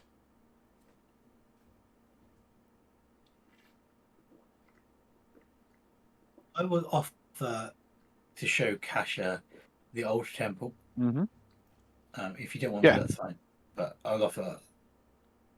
Kasha would be interested. Everybody else happy to come along for that? We're not splitting the party just yet, I see. Or assume. Let's split the party. Halloran, as I say, it's quite easy to see in the centre of town anyway, but Halloran is able to sort of show the rest of you to it anyway. Sort of takes you to this. Sorry, one sec. I just got. Sorry, just give me one moment. I just need to answer something quickly. So something's fucking wrong here, right? Yeah, I'm quite annoyed that this is the first time I've ever played a character that's actually religious, something fucky's going on with the girl, which I suppose I probably should have known to begin with. I There would. you go. I have a theory already. I have And no theories, but yeah, so go ahead. I think the Shanti that everyone's worshipping, the mother that everyone's worshipping, might not be Shanti. Yeah, that could No, be it's definitely could be the Shanti. case. Oh, actually, did we not I get? think Healer. Yeah. Kasha knows, and maybe I know less because I don't think my connection is quite so visceral with like, physical stuff, probably. In my role, but yeah, I think we definitely could tell in Shanti's or something very powerful that's able to give off that same feeling. Harathos. Yes, it's Harathos. He's back, boys. Electric Boogaloo. Yeah. That's Wasn't here. something's clearly up. You weren't supposed to hear our theories. Yeah, Sorry, I had showed us mental the whole time. I was just replying to a message I got that was minorly important. unacceptable. Yeah, you sort of in it's sort of towards the middle of town. There is this sort of modest stone temple, which used to be at least like almost a cultural center of town when you've been here previously, Halloran. You can see it's got quite traditional and simple stone architecture. When you compare it to the shrine you visited with the mayor earlier on today, which is this very like ornate and showy building. This is a very simple stone building. It's modest in its worship. And as you go in, you can see there's a small sort of garden out the front, which previously when you've been here, Halloran, was like really well tended, looked after. It just looks a little, just looks like uncared for, very just sort of unkempt, and just doesn't look like there's much to it. And you walk in, the building itself is still open as it used to be, and inside you can see there's a number of sort of wooden pews all facing sort of an altar, and there is all around you see similar imagery to what you saw in the other shrine. There's the sort of very like the sort of earthy tones, murals of nature and the goddess herself all around the place. But it's kind of dusty in here. It's clearly not really being used. It just looks a little uncared for and forgotten. It's quite for someone that saw kind of has visited the place previously and kind of knew it as in many ways like the most important temple to Shanti in the world. It's quite upsetting, yeah.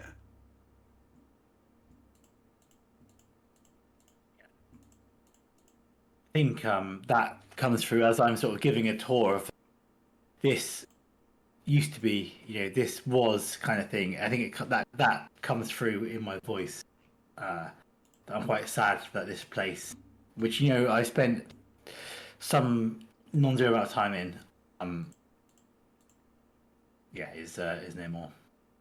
I don't really understand that. It's just a place.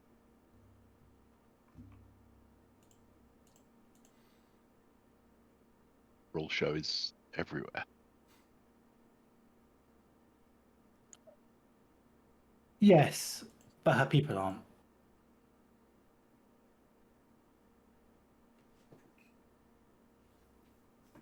People, Guardian. Yeah, her people, her followers, her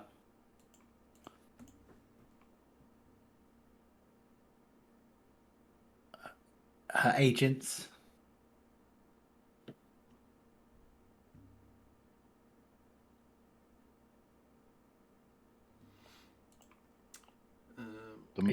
There's so much change. Maybe that's it. Growth is change. Guardian. It's always. I have rolled at various. Forest. So gone.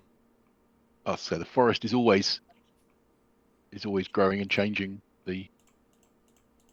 The strong grow with it, change with it. Yeah. Thanks. You're welcome. Kept sort of just rubbernecking around. At various points of your tour, I have been rolling some various secret checks to see anything you sort of note or anything, and one of you should let me roll for you all the time, apparently, because multiple crits from this same person, and I'm taking all the credit. Adsalor, you. As these two are sort of conversing, you're sort of looking around the place. You can see this, like I said, this place is like not looked after. It's unkempt. There's like some dust around the place. You spot there is amongst the sort of dust and the sort of just general sort of dirt around the place as it's kind of just been left. There are what look to be relatively fresh or recent boot prints in some of the dust, leading to a door at the back of the temple.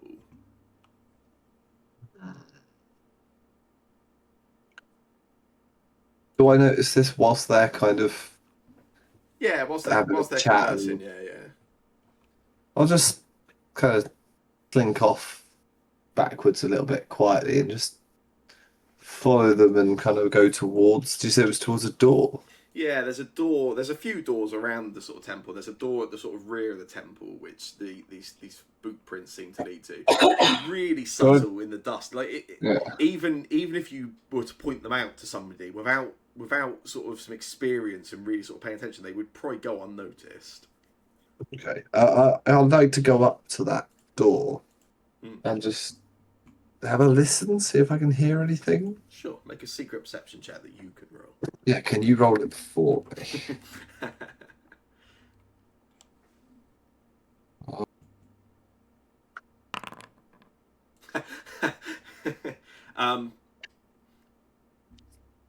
You roll it for me? Just because sometimes I think things are worth revealing. That is your third critical on a perception sweet. check tonight. Apparently, you're just a very observant character. I'm very perceptive. Yeah, you sort of quietly, as they're having this conversation, just sort of looking around the room, play it relatively sort of subtly, walk up to the door and where the boot prints seem to lead to, and you sort of lean up against the door just to listen in. And unfortunately, wasting your roll somewhat, maybe, you hear absolutely nothing. Okay. So something went through here, but is not there anymore. That's fine. That's good information to get. Does Phelan look like they're engaged in this conversation that's happening, or are they a bit less engaged with it? Are you asking me personally?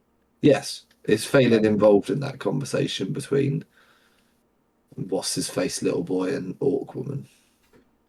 Not really. Okay. I go psst, psst, to try and get Phelan's attention. Hello. I gesture to walk over to me. Kind of wave my Okay. hand. I walk over. Okay, look. I don't know if you can see it, and I point to the floor. There's boot tracks in the dust here. Someone's come through recently, but they're the only person in probably a long time to do so. They've gone through this door. Oh. I try my best to point out the tracks in the dust as hard as it is for them to be seen. Who do you reckon's come through? Just for reference, Phelan, even as Adsel points those out, you can't even notice the boot prints at all. Phelan may have rolled an actual one. Excellent. I'll just I'll look like really, really closely at the floor, and I'll get like down, crouch down, look, I can't see anything. What do you mean? They're right there.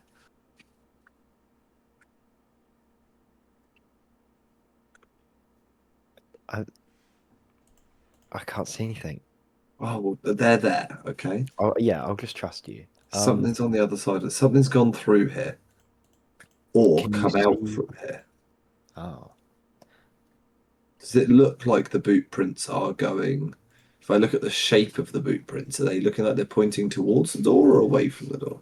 They've certainly gone into that door. Yeah, they've sort of head. Yeah. They sort of head to that door. Yeah.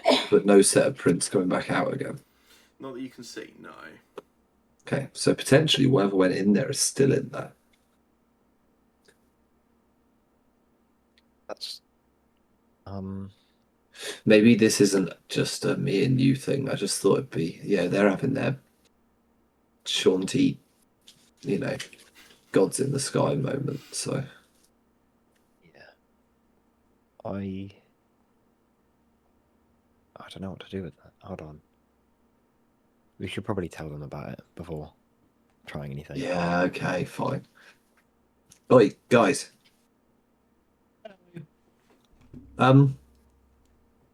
There's some footprints that lead up to here. It's the only set of footprints that's in the dust. Someone's gone through here and not come back out again.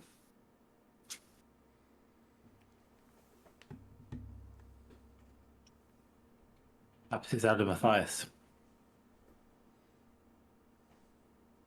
I mean, it's just as likely as any other guess I have.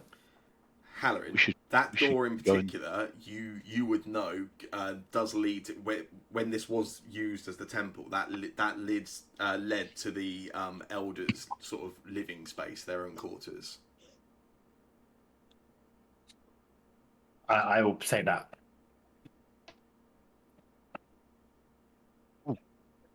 Perhaps this Matthias is there. We should Yeah.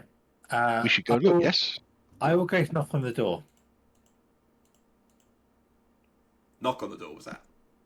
Well, I'll go to knock on the door. Oh yeah, yeah. Someone can try to stop me on the way if they Nope. wish. Not You all. crack on. But otherwise, yeah. Yeah. I came through on You radio, step up, but and yeah. as you sort of knock on the door, the door just swings open itself. As you sort of knock, it just sort of opens up. It's not like it's not closed or on a latch or anything at all. You just sort of knock on it, and the door opens up. You can see there is this sort of what looks to be like it's again very modest. It's like a living area, a bedroom, and a study space all in one sort of thing. It looks like it's been kind of left in a hurry or some kind of state.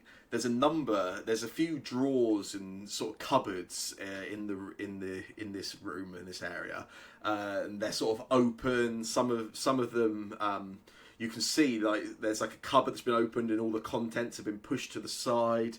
Looks like somebody has left in quite a rush or made quite a state, sort of looking around in this room in the contents.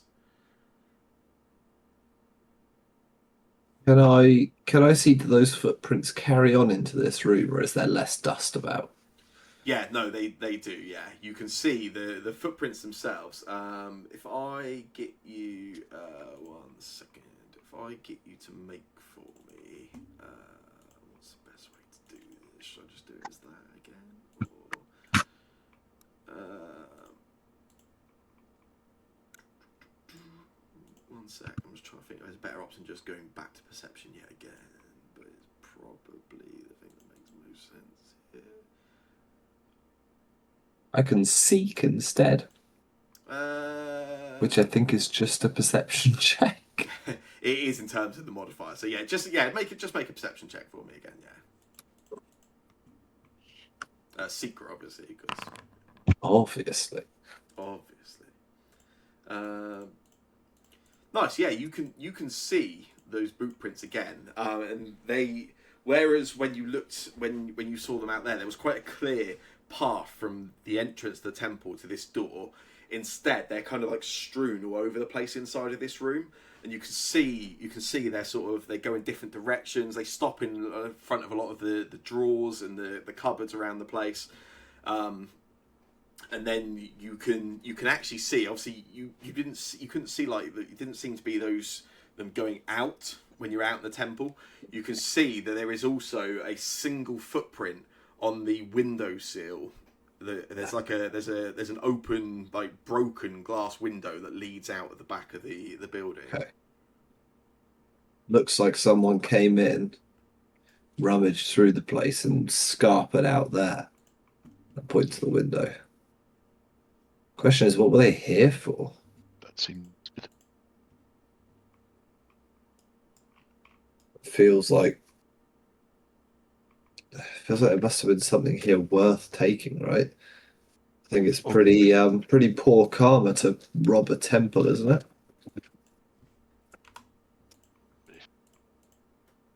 People can't protect it. We'll cast detect magic, Sam. Yeah, awesome. Look at you being all magic. So you cast it. Yeah. So with detect magic, you just get a reading if there is or is not any magic there. And you are again, you put the word up there, so you can tell if it's magic you're already aware of from like your party or anything like that. You pick up nothing.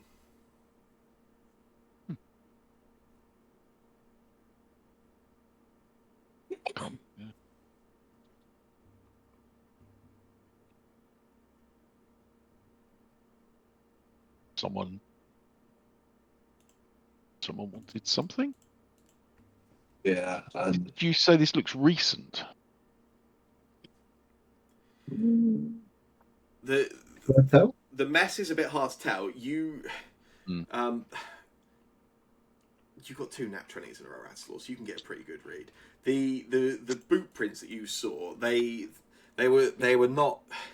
It's hard to say. There is you can, as you sort of paid really fine attention to them, you can almost see like a very slight covering of dust that almost hides them a little. So there's clearly been some more dust since. So if you had to guess, Adsalor, not within the last 24, 48 hours or so, but probably not too far beyond that. Like, fair guess this was in the last week. Yeah, that seems reasonable, yeah. Okay. So what's happened in the last week that's made someone think they need to come and rummage around here? Maybe Matthias has come back to get something. Maybe this would have been his route, but you would have thought he wouldn't have pulled the whole place to pieces to get it, right? He would have known where it was. Maybe he's in a hurry. Somebody else. Sister Meredith. Although she would have come through about half an hour before we came here. Perhaps our friend, the previous elder, might have had something he shouldn't have. Is it pretty blanket? There's no stuff left in this room, Sam. Oh, there's stuff all over the place. Okay, so it's not that they've cleared everything out. No, not at all. No, kind of removed every trace of this guy. They've just clearly ransacked it. I would assume looking for something. Yeah.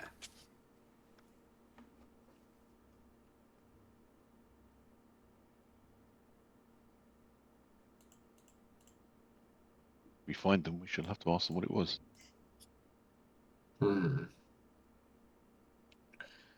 Can I get out of the window if I was to try? Yeah. And you say it was the window had been smashed? Yeah, you can see there's obviously a glass window at some point, but it's been smashed and it's sort of broken up, yeah. Is there any, like, fabric or blood or anything caught on the window? You take a look, nothing you can see, no. Okay. Damn. I guess I don't know if I should. Is there any idea what might have gone missing? Out of pure morbid curiosity. Sorry, you're asking me? Yes, I could. No, to them. Cool. I guess I could try to make like a religion check to Yeah. see if there's anything You can. like any particular thing which might have been stored. I mean, you knew this guy, right? Uh, uh, uh, yeah, I did, but not Enough well. to talk to, right? Yeah, Like, yeah, yeah. did he ever mention anything We different? most we mostly talked about Shanti. Really, And, um, and did he ever talk to you about her return? Or have you not spoken to him since? no. I was last here 6 months ago, ish. Before this happened, or whenever. Yeah, the return was 6 months ago. It was about eight Yeah, nine months ago. Yeah. I was here, yeah, 8 9 months ago. Sorry.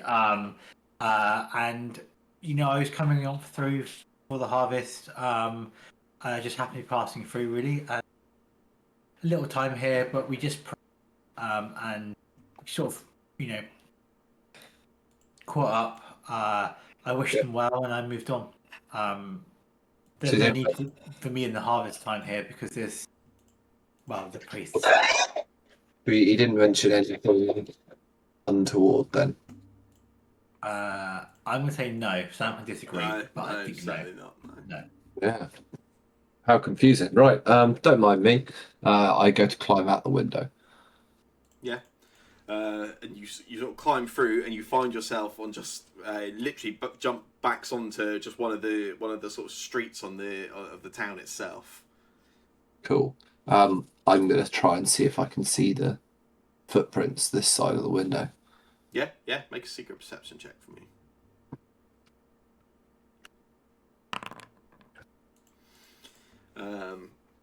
Yeah, you try to take a look around, and it's such an entirely different environment when you were inside with all that with the sort of the dust and the lack of other movement and stuff. Now you find yourself in a relatively central sort of street in the town itself. Yeah. You can see It's not plenty. mud. Yeah, you can see so many signs of movement, but nothing. There is nothing. Even as you look around, there is nothing that you can confidently say is linked to that person or persons. I climb back through the window. No, nothing that side. That's weird, isn't it?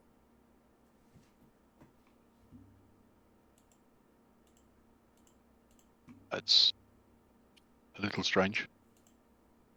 Yeah. Oh well. I'm sure it makes sense to somebody. Clearly not for me to work out.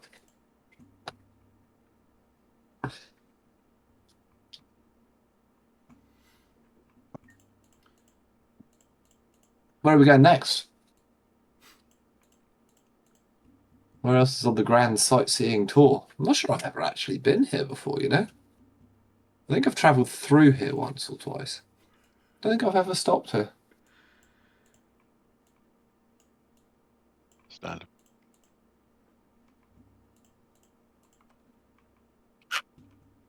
I'm in a bit of a mood. Not a massive mood, but a bit quieter maybe than I have been up until now. And I won't suggest anywhere else to go, so somewhere else can decide. But I offer nothing. If anybody want, I mean, yeah. So the other options are obviously you've got like the various merchants around town. You can return back to the tavern. If you want to, you can spend some time looking around the temple and this room itself. If you want for anything else, yeah, up to anyone that isn't upset like Halloran. This is upset. Mood. Yeah.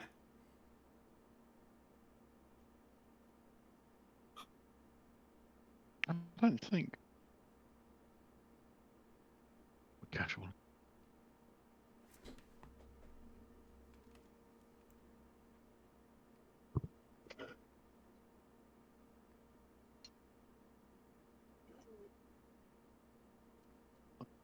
On the farms, is it literally just vegetables, or is there a herb farm?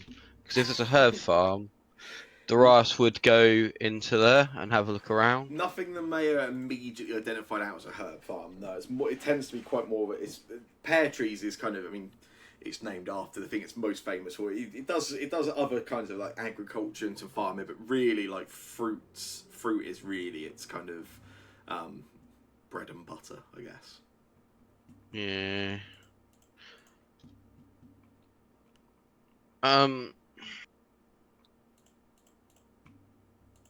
I believe that Darius would probably want to go to like a general store. There's a general I store. recommend grasses. Yeah, I believe is clickable and inventoried, purchasable and stuff. There is some. Oh, Stuff he just that's wants to very go there and speak to the guy, probably. Oh, sumptuous! Yeah, he's not going there to buy Only a anything. man can own a general store, Shane. The guy. Sorry, the person. Whoa. um, It could be a non-binary, so. yeah, exactly. It could be anybody. It's even a boat. It could be a demon. I mean, from speaking to Garrett earlier, it doesn't sound like pear trees is very inclusive Yeah. What? and Oh, he's an old head. he's clearly got a pear trees national flag hanging outside his window. She's making pears in the roundabouts. Yeah, you head to Grasses, which is kind of like traditionally the sort of the general store of town. It's run by a human male who kind of greets you and shows you his inventory and his wares. No. Hello, good sir. How is one today? He seems right. It's quite busy. There's quite a lot of people coming in and out of the store itself. And he greets you, but he kind of makes a very polite and basic conversation before sort of like carrying on with somebody else that's making a purchase. I feel like Darius, knowing he's being ignored a little bit, he's got quite a bit of gold on his little purse. So he's kind of going to like fiddle with it a little bit to show that he's got quite a bit of money on him. Mhm. And I was wondering if we could have a little chat. I want to purchase a few things and I'll ask you a few little questions. Yeah, he asks how he can help you. Well, I am studying a lot of herbs, and I'm wondering if anyone brings you anything rare from the forest, or you've heard anyone finding anything they don't see anywhere else. He tells you that it's not really his sort of area. He says that they deal in like sort of various. The only kind of food that he sort of stocks or sells or anything is quite basic offerings. So it's not anything he deals with. He tells you there's a few various kind of like potions and elixirs which he has some stock of, which some people have bought out of the forest via some various sort of ingredients or like sort of components they've managed to find since the forest reopened. But he also kind of tells you he kind of sort of self-deprecates a little, and he kind of says to you like, I can tell you what any of these elixirs or potions do, but the things that make them up, really not my area. Oh, that's my area of expertise. I was just trying to find some rare stuff that's in there. And he tells you, you know, there's nothing that I could particularly name or recommend, but he tells you there is certainly the Grove it was always known for being this kind of magical and like home to rare creatures, rare items, all sorts of things. There are certainly things to be found in there. He tells you that's why we're so busy today. That's why we're so busy every day recently. There are so many adventurers heading into the Grove. Does any of them like rush back because they've been poisoned or cursed, and they need a quick elixir to cure themselves, or? Can do. He tells you he's got a very, very healthy trade in healing potions currently. Ah, interesting. It's just more wondering if someone's coming in buying a lot of a specific item. Nothing in particular, no. While I'm here, Sam, can I buy components for those spells I've been using? Do they Oh sell? yeah, you just need some pieces of metals, don't you? Yeah. Yeah, that's fine. I want to get all three. How much would that cost? 1 sec. These don't get consumed, if I remember. Is that right, Phil? Uh, 1 sec. I Hang on, don't think they do. No, so it doesn't. no, you don't. 1 sec. I'm sure- Adamantine, I think, is incredibly expensive. Was it needle darts? Isn't it? Yeah.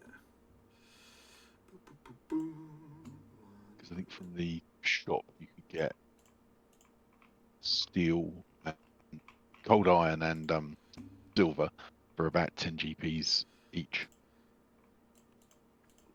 Yeah, it's not. Any of those in particular, not something he stocks.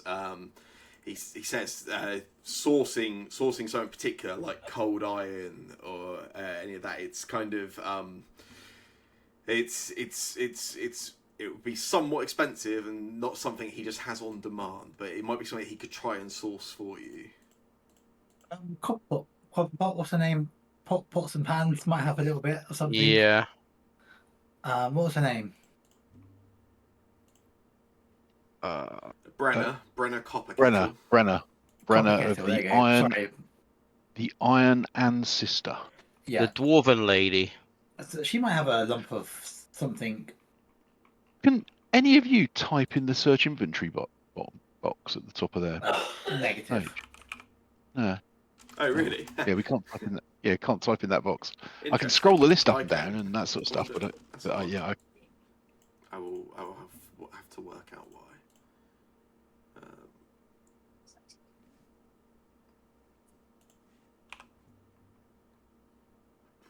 Alright. I will just change my spells instead. And I prepare them Fine. next. I'll just do that. Blasphemy. It might be worth going and speaking to her. I'm sure she might have a lump of something. Yeah, sorry. While I'm there, I will actually buy some healing potions because I feel like that could be very useful. Yeah, if you want to buy Yeah. anything, you certainly can. Yeah.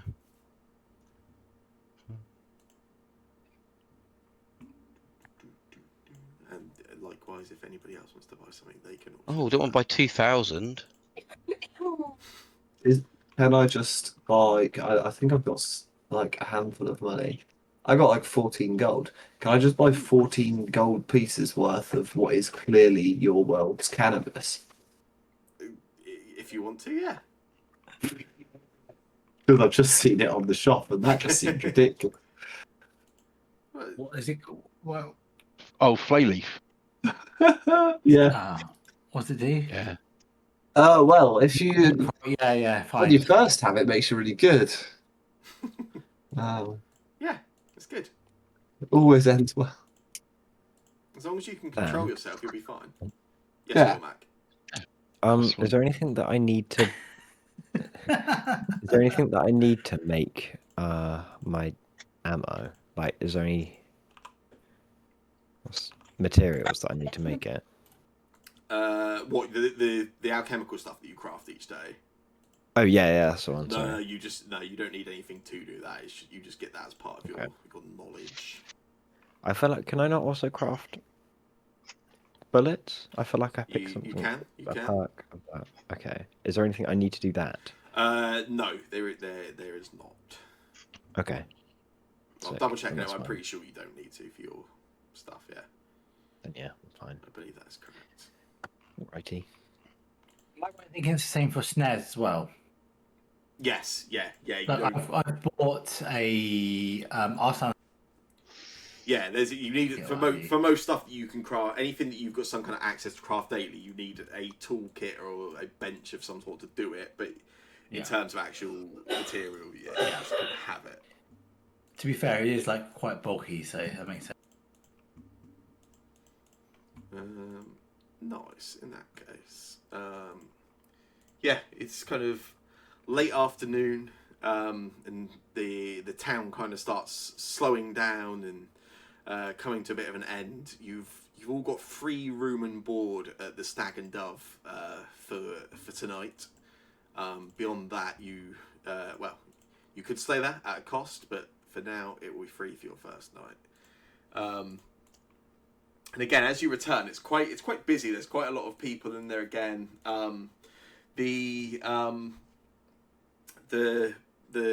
Again, you're offered free food as part of it. You're offered another hot meal as part of the town's kind of attempt to make you feel more comfortable and at home following the sort of slightly awkward arrival and circumstances around that. People just randomly appear at like heights when you load these. It's all good though. One sec. Where did I put this? Yes, you find yourselves back, and you sort of talk amongst yourselves a little about the day. As you are talking, there.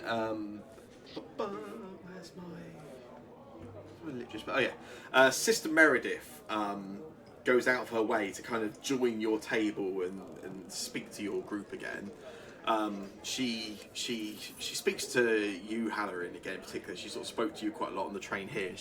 She says to you that she visited the shrine today. She says she was quite surprised to find that the old temple has been kind of left, and they've built this new shrine. She tells you it's quite magnificent. She tells you how impressive it is. She tells you she went looking for Elder Matthias, that she was told that he was a traitor, that he had abandoned the town and the people of the town. She tells you how upset she was by that and how out of character it seems. Yeah, And is that when you same story. went and searched his old desk? His what? Sorry. You went to the old temple and you searched through his rooms? No, I no, absolutely not. I've far too much respect for the Elder, and I've not even visited the old temple. Honestly, I saw it from outside, and I thought it looked rather sad. So it wasn't you? No, it wasn't me. You believe somebody broke in? Kasha just sort of looks over at Adsalor. Why would somebody break into a building that's apparently not even being used anymore?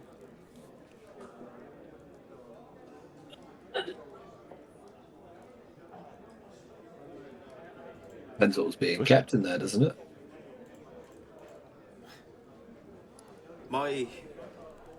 My own elder, she said that Matthias, they communicated by letter regularly, and she always said that Matthias was a quite obsessive note taker. Kept records of everything, including his communications with others, his own sort of daily journals, his diaries, his everything. He was quite rigid with that, is my understanding.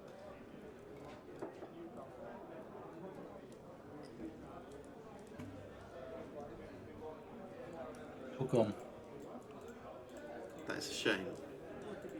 It's yeah. I'm not sure what happened, because like yourself and your elder, I knew him to be a devoted man. Yeah, it seems he's turned his back on Shanti. I have no reason to doubt the word of the new elder, but equally, I'd be untrue to myself if I said I did believe her.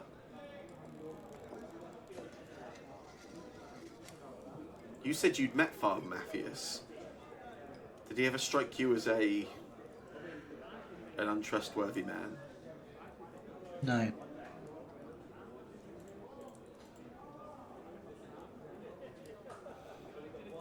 Have you,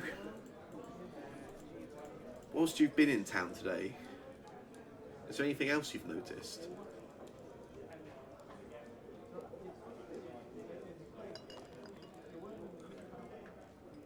There's one thing I picked up on. Almost every person I spoke to, they all kept saying the same thing.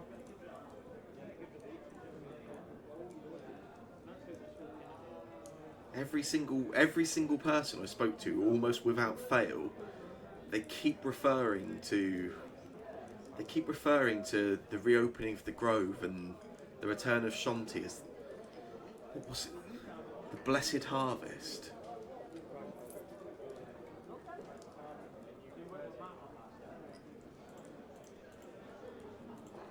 Does that mean anything in the Shanti literature? And no, I didn't pick up on that. It doesn't mean anything to you, no, not at all. Yeah, that's what I meant to ask. Sorry.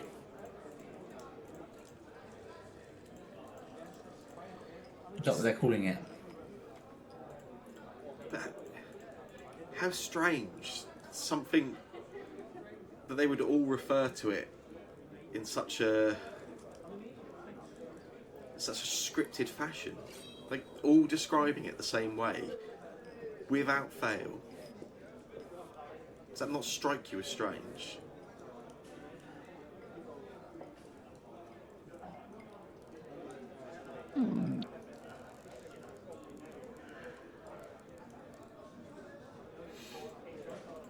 Maybe it's just Eddie being a good politician.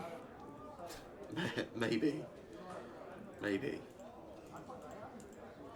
It's been a very long day.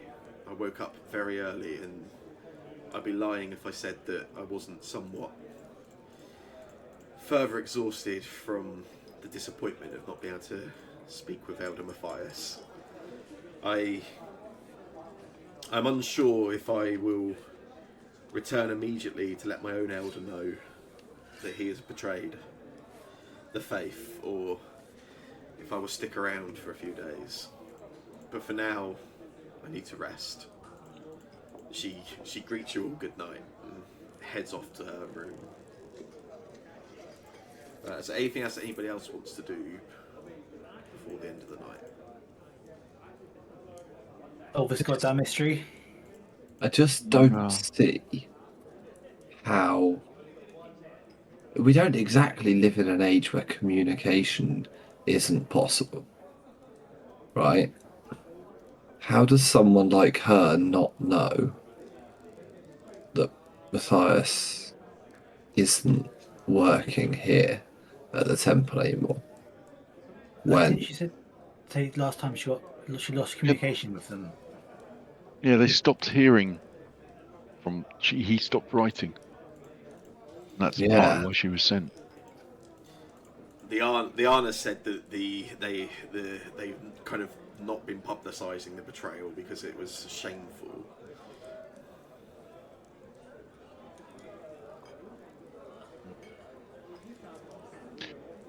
But we don't know what kind of betrayal this was. I mean, there's thing is, it feels to me like there's a difference there, right? They might not have been publicising the betrayal and that he's moved on to wherever he's gone to, but you would have thought that they would have known that a new elder was in the temple. No? Especially one that's so prominent, actually. It's Prominently the biggest involved temple, right? but also, she seems to be so involved in what this place become. You know, the influx of adventurers and Eddie's making a hand over fist, as is I can imagine you know. most of Yeah, the people in this town. You make a good point. Also, I mean, my knowledge is not exceptional, but is purple a colour heavily related to Shanti? Or is that a bit You can make a not sitting right with me? well. Uh, it's certainly not something you recognise as a colour that is traditionally kind of associated with her, no. I would have, being the slightly less religiously engaged one of the group, maybe. But I would have expected a god of or a goddess of nature and harvest to be associated with lovely greens and things like that. It feels very odd. Just it doesn't sit right with me. Nature has many colours. Yeah, just because you've got green eyes doesn't mean nature has to be green. But most of nature is green and brown. I'll take a look at Phelan and say, and then look back at the rest of the pie and say, yeah, purple. Certainly a surprise to me.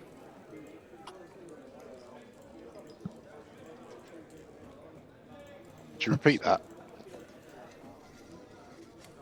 Because I cut out. Yeah. Yeah. Sorry, I look at Phelan and then back to the rest of the pie. That, purple is a surprise to me.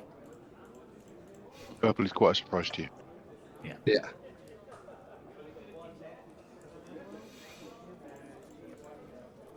Well, at the new temple, I felt Shanti's presence. Gorshon's presence.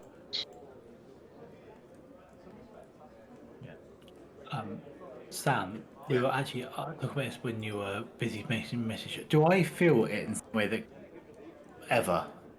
Yeah. You have certainly felt when you're in the shrine, especially, you would have felt the not the presence of Shanti, but the warmth, the general embrace, as you would expect in a shrine to her, or a temple to her. Yeah.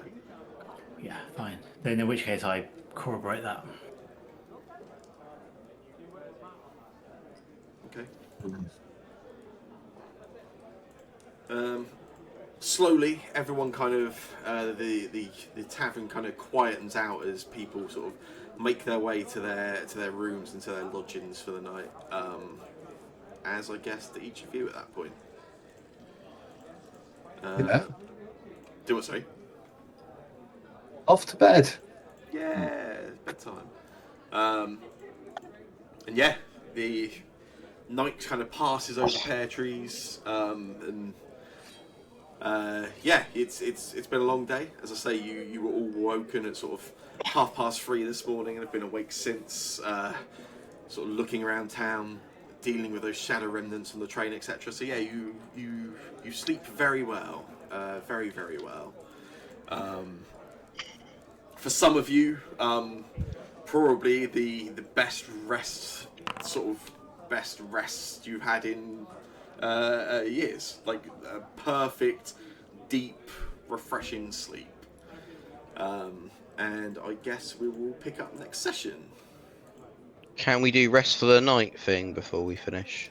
If you want to do any resting for the night and daily prep now, you can certainly do that. That's not a problem, yeah. Let's move on. 2 hit points I've lost back. How exciting. I love how when you rest More at night, importantly, it zooms you out for some unknown reason. Yeah, it shrinks you. It's Why very is fun. that? I suddenly noticed you I'm got now- smaller. Is that why? I'm now Yeah. tiny and floating. Yeah. This is yeah, excellent. you Oh, disappear into the background. It's quite kind of cool. I've quite enjoyed these 2D scenes, but I'm also quite enjoying trying to find weird places to put my character whilst we're in them. So Yeah, I noticed you doing that. I haven't been applying the bit that stops you from going certain areas, but I will make sure you can't have fun anymore. no, you are not allowed. I was banned. Oh. Stood up on a lamppost. It's very exciting. Yeah, so Chains now for sale. everyone can rest for the night. Anyone that has daily preparation stuff, so the prepared spellcasters can prepare their spells again. But if you want to hang on to do that until next session, that is also absolutely fine.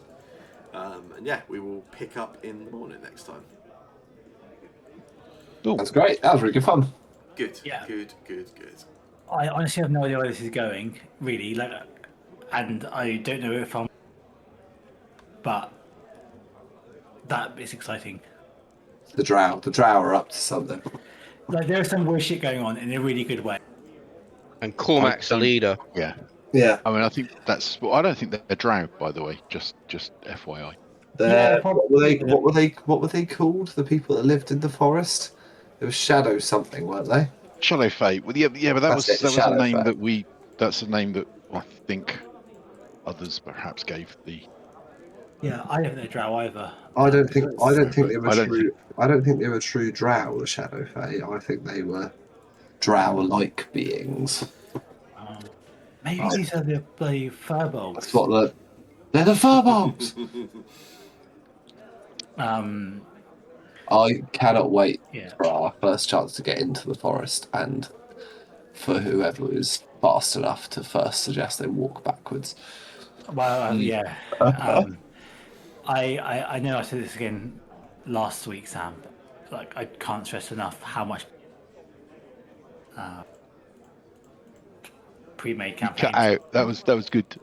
I like. I can't stress enough how much. Oh yeah, good. That how much better the homebrew stuff is versus that. Like, I think the big difference is that anything pre-written, it's just like you don't really get anything other than encounters, right? A lot of the time. yeah. Or like it's just a very quick bridge to another encounter and stuff.